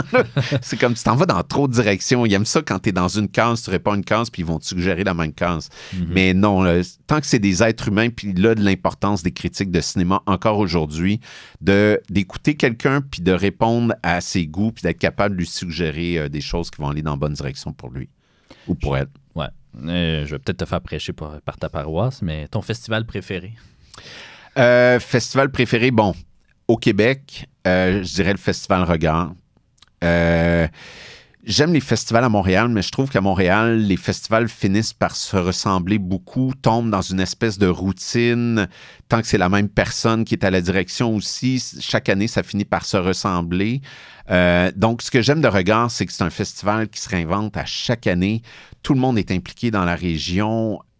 Les gens sont tellement gentils. On est reçus là, vraiment comme des rois là-bas. La programmation est solide.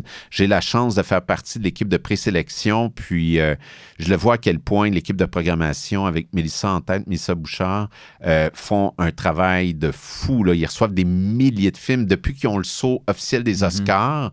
C'est-à-dire que le film qui gagne à l'international et le prix national sont sur la longue liste pour les Oscars l'année suivante. Bien, on le sent qu'il y a une rigueur. Puis une rigueur autant au niveau de la recherche du bon court-métrage que de nous faire explorer des thématiques, des sujets d'actualité, nous faire revisiter le monde dans lequel on vit, puis d'avoir des points de vue vraiment uniques. Donc oui, Regard au Québec est de loin, selon moi, le festival le plus intéressant. Faut y aller au moins une fois dans sa vie, puis vivre. C'est encore froid, c'est au mois de mars. On se déplace sur la rue Racine. C'est très drôle, la rue. Aucun lien de parenté avec la rue Racine, mais ça me fait toujours rire d'aller là. Mais ouais, c'est mon festival préféré. Puis à Montréal, je les aime pas mal tous, mais il y a un festival qui se démarque depuis quelques années, c'est le Festival de films Cinémania, qui a gagné en galon, qui est comparable maintenant avec Namur et Angoulême, qui fait partie de ce gros réseau de festivals de films francophones avec une liste d'invités internationaux époustouflante. Ouais. Donc, c'est le fun d'avoir enfin à Montréal un festival qui a beaucoup de bons invités et de bons films à nous présenter parce qu'on a perdu la guerre contre Toronto. Il y a une époque où le Festival du Nouveau Cinéma ou le Festival des films du monde aurait pu concurrencer avec Toronto parce que Toronto n'avait pas réussi à se démarquer encore. Mais là, on a perdu le combat. Ouais. Toronto s'est rendu un incontournable et il est tellement gros comme marché qu'on ne pourra jamais jouer dans ces plates-bandes, c'est certain. Le pays qui aurait produit les meilleurs films, selon toi? Wow! Oh, ça, c'est difficile. Aïe, je pense que c'est la question la plus difficile que tu m'as posée aujourd'hui. Si on y allait par ratio de films proposés, puis encore là, je vois pas tout, mais il y a des pays qui se démarquent au niveau international pour la quantité de bons films et de prix qu'ils remportent. Je pense à la Roumanie, qui est un très petit pays, mais le cinéma roumain, mon Dieu, quelle qualité. On a toujours plein de grands films qui sortent de ce pays-là. Il y a le cinéma iranien qu'on a nommé tantôt, le cinéma de la Corée du Sud qui a le vent dans les voiles, la culture générale de la Corée a explosé dans les 20 dernières années.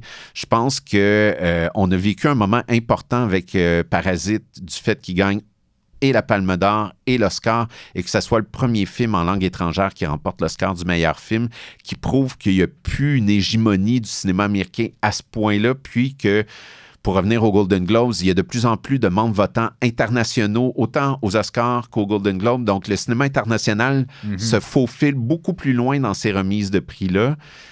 Tant mieux parce que ça fait dire aux Américains, c'est comme, OK, vous avez des patterns qu'il faudrait peut-être laisser plus de place aux auteurs. Le cinéma indépendant américain, en ce moment, est en crise et mal financé. Donc, il faudrait qu'il y ait plus de prise de risque dans le cinéma américain. Fait que ça, c'est tant mieux. Puis un autre pays qui était très populaire là, il y a quelques années, qui avait un très bon cinéma, c'est le cinéma mexicain, ou en tout cas les cinéastes mexicains qui ont beaucoup émigré aux États-Unis puis qui maintenant font des grosses productions. Mais il y a tellement plein de pays, ça vaut la peine. J'aime beaucoup aussi deux pays qu'on oublie beaucoup parce qu'ils sont très loin de nous, mais le cinéma australien et néo-zélandais. Je me suis fait une petite rétrospective l'année passée de cinéma néo-zélandais et australien, puis wow, il y a plein de petits bijoux à découvrir. Il n'y a pas juste le Seigneur des Anneaux. Non, puis Avatar, non, exact. Très gros ouais, c'est là, on profite de leur décor naturel, mais non, puis tu sais, si tu as le goût d'aller dans un pays, découvre son cinéma avant d'aller visiter le pays. Je pense que tu vas en apprendre beaucoup sur les mœurs et coutumes de ces pays-là. Ton courant du cinéma préféré? Là, aujourd'hui, si j'en ai un à te nommer, c'est la nouvelle vague tchèque. Je suis abonné à Criterion Channel. Ils ont fait un survol de la nouvelle vague tchèque qui, j'oserais dire, est plus intéressante que la nouvelle vague française. Je sais pas si j'ai le droit de dire ça, mais wow, il y a des prises de risque là-dedans. Il y avait une folie, une ingéniosité, pas de budget tant que ça. Un peu comme la nouvelle vague française aussi qui a été faite avec des bouts de ficelle, mais mon Dieu, il y a beaucoup de bons cinéastes de cette époque-là. Et autant hommes que femmes, il y avait beaucoup de cinéastes femmes aussi qui tournaient. Ouais, si j'avais à nommer en ce moment, ça serait celle-là pour inciter les gens à la découvrir parce qu'elle est mal connue. Pas facile à trouver. Quand on est abonné à Mubi ou à Criterion, ça nous permet de voir des cinémas internationaux un peu plus facilement, mais ceux qui vont tomber là-dedans vont raffoler. Là. C'est vraiment bon. Qu'est-ce qui est le plus important? Qu'est-ce que tu recherches d'abord dans un film? Une bonne histoire, des bonnes performances ou une qualité, je vais dire une qualité technique, là, mais la coloration, la musique et tout. Qu'est-ce qui, pour toi, qu'est-ce que tu recherches dans un film? Idéalement tout ça, mais... Oui, idéalement tout ça. Il y a deux parties de mon cerveau qui travaillent. Il y a le gars qui veut se faire raconter une bonne histoire, donc le scénario à la base. Petit aparté sur le Québec. Au Québec, on a d'excellents réalisateurs, mais des scénaristes, on n'en a pas tant que ça. Et c'est souvent la même personne, c'est souvent des réalisateurs scénaristes, mais on voit les faiblesses du scénario, mais on voit à quel point ils sont talentueux avec le médium. Donc, à la base, c'est ça, mais j'aime être aussi surpris par la forme. Je me suis fait une petite rétrospective le week-end dernier.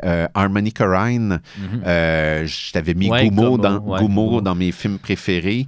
Ça, c'en est un au niveau de la forme qui s'est amusé. Il a fait des films laids, là, mais laids, là, tournés avec en infrarouge, il essaye des affaires, mais il essaye. C'est ça qui est le fun. Puis ces histoires, moi, j'embarque. Ses propositions sont audacieuses. Il se casse la gueule. Il me fait beaucoup penser. Denis Côté, Harmony Korine, ils ont des atomes similaires parce qu'ils aiment explorer le médium. Mais, ouais, c'est ça. Ça dépend des journées. Il y a des journées où est-ce que j'ai comme le goût juste de décrocher. Fait que la forme, ça va être suffisant. Mais à la base, j'ai le goût de me faire raconter une bonne histoire. Un film que tu as plus aimé que la moyenne? Ouf! Hey, ça, il aurait fallu que tu me préviennes. Ces genres de questions, j'adore. Mais attends, il y en a-tu un? Regarde, il y en a un récemment. OK? Film grand public de Edward, son nom de famille. Celui qui fait le prochain Jurassic Park.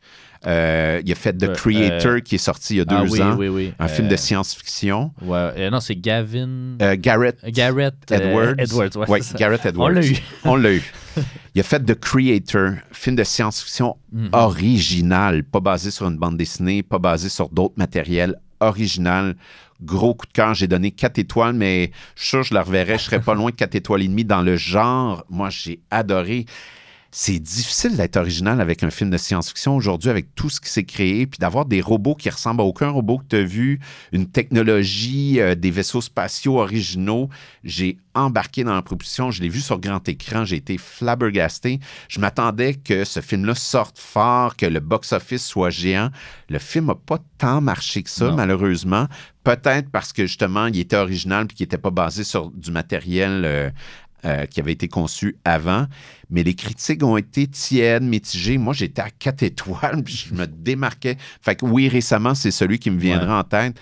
Puis c'est le genre de film qui m'a ébloui. Tu sais, à être ébloui au cinéma, ça m'arrive pas souvent, mais encore moins avec un film de science-fiction. Je trouve, tu sais, même Avatar, tout ça, ça finit par être toujours pareil. Ouais. Puis surtout, Gareth Edwards, c'est un gars qui fonctionne un peu comme Spielberg à ses débuts et Lucas, c'est-à-dire le moins d'effets visuels possible, le plus de matériel. Villeneuve fait ça aussi. On n'a pas parlé de Denis Villeneuve, mon Dieu, on n'aura pas le temps.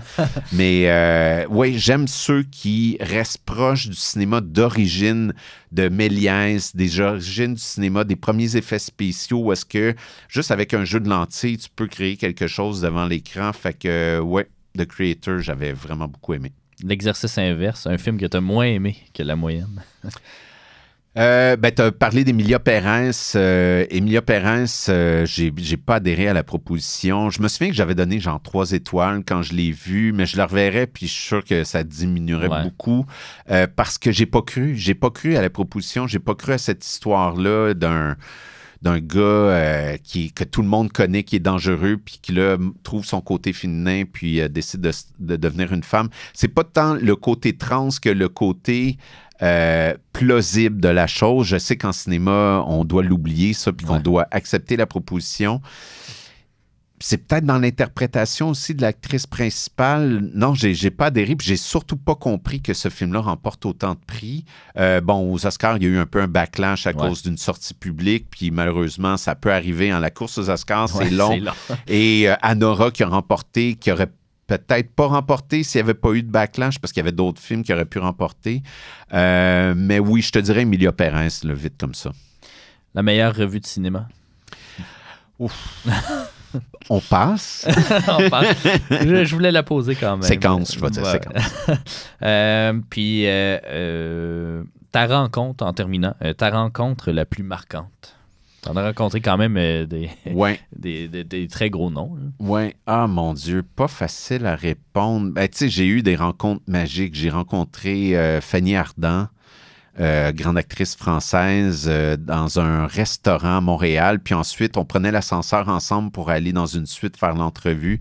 Puis elle me lance comme ça, vous faites de la radio, je vais vous chanter une chanson. Puis là, elle se met à chanter. Je suis comme, voyons donc, Fanny Ardant qui me chante une chanson. je te dirais, moi, je suis pas souvent impressionné par des vedettes. Dans notre travail, on en rencontre beaucoup, puis on se rend compte des gens pareils comme nous. C'est juste le Kodak est fixé sur eux. Mais il y a quelques vedettes comme ça qui m'ont impressionné. Fanny Ardant, beaucoup le cinéma français parce que c'était inatteignable dans ma tête. J'allais pas les croiser. Une rencontre qui a été un peu particulière, c'est la seule entrevue dans une autre langue que j'ai faite, entre guillemets, là, avec Hirokadu Koreeda, qui était venu à Montréal et il avait une interprète, donc je faisais l'entrevue avec l'interprète et lui répondant en japonais. Puis en tout cas, ça a été le fun à la radio parce qu'on mixait ses débuts de réponse finalement avec la voix de l'interprète qui embarquait. Mais ça, rencontrer un grand cinéaste japonais que j'aime d'amour, c'est des rencontres inestimables que je pensais impossibles. Puis sinon, au Québec, on a tellement de bons créateurs. Denis Côté, j'ai eu la chance de faire des entrevues souvent avec lui. Philippe Falardeau, tu le veux comme invité. Il est tellement généreux. Puis lui, il vient au micro, il est pas snob, il va pas regarder pour quel média tu travailles. C'est le fun d'avoir des invités comme ça. Ah oui. Attends, il y en a une. Bertrand Tavernier. Bertrand Tavernier, que j'ai eu la chance de passer une demi-heure à la radio avec lui. Quel beau moment de radio. C'en est c'est un encyclopédie du cinéma, en plus d'être un grand cinéaste et scénariste. Oui, ça, je pense que c'est un moment béni là, dans ma carrière, le moment que j'ai pu passer avec Bertrand Tavernier. Il y aurait peut-être une petite dernière, quelqu'un que tu aimerais passer en entrevue. J'aimerais... on parlait de Denis Villeneuve. C'en est un au Québec que j'ai pas eu la chance de rencontrer, puis maintenant beaucoup moins accessible. J'aimerais ça faire une entrevue avec Denis Villeneuve, mais une entrevue tellement préparée qu'il ne s'attendrait pas à aucune de mes questions. Là, pour aller découvrir un peu les plates-bandes du talent de Denis Villeneuve, puis ses intérêts aussi en cinéma, parce que, on l'a vu, il est allé chez Combini, il est allé dans le closet de Criterion, il nous a sorti ses films, OK, mais j'aurais des questions un peu comme toi, là, des questions surprises pour essayer, parce que c'est drôle, Denis Villeneuve, j'ai appris à l'aimer quand il a quitté le Québec. Au Québec, j'étais très critique. Moi, Polytechnique, c'est un des films que j'ai détesté le plus dans ma vie. Je suis sorti de là fâché de la projection. Incendie, j'ai eu beaucoup de misère aussi le fait que les comédiens, c'était pas des Arabes, les deux enfants. Fait qu'il y a des trucs comme ça qui m'ont agacé dans son cinéma, mais je trouvais que son cinéma était manichéen et aux États-Unis, ça fonctionne. Puis, mon Dieu, il a juste fait d'excellents films aux États-Unis. Wow. Moi, Sicario, ça reste un chef-d'œuvre absolu. C'est mon préféré de Denis Villeneuve. Plus qu'Arrival, pourtant. Oui. Non, Sicario, il a comme réinventé le genre et son travail, là, faire exprès, je me souviens pas de son nom, le grand directeur photo avec lequel il a fait ses premiers films. C'est... mon Dieu. On sait de qui on parle, mais en tout cas... Lubeski? Non, c'est pas Lubeski. Non. C'était... en tout cas, il a gagné son premier Oscar grâce à un film de Denis Villeneuve. Dickens. Oui. Ouais. Roger Dickens. Ouais. Et dans Sicario, c'est une synergie parfaite entre le directeur photo et son réalisateur. Des plans qu'on n'est pas habitué de voir dans un film policier ou en tout cas qui implique la police. Puis il y avait un personnage féminin fort. En tout cas, je trouve il a comme réinventé le genre avec un seul film. Et non, je suis très curieux de voir jusqu'où il peut aller. Hey, c'est le nouveau Spielberg, d'une certaine façon. Il peut faire ce qu'il veut à Hollywood. C'est phénoménal qu'un talent québécois puisse s'amuser maintenant comme ça sur la scène internationale. Je regardais ses nouveaux projets, Cléopâtre, Dune 3, même Rendez-vous with Rama. Qui est... En tout cas, il va l'avoir son Oscar. Un peu comme Peter Jackson, peut-être avec le 3e volet de Dune, mais un jour, il va être célébré et il va gagner plein d'Oscars. Ou comme Scorsese pour le film qui mérite peut-être pas de l'avoir, mais pour s'excuser. On le sait pas. Mais Daniel, je te remercie beaucoup de t'être prêté à l'expérience du Ciné-Club. Écoute, il y a tellement de films on aurait pu continuer des heures. On fera une partie d'un jour peut-être. Merci beaucoup. À la prochaine.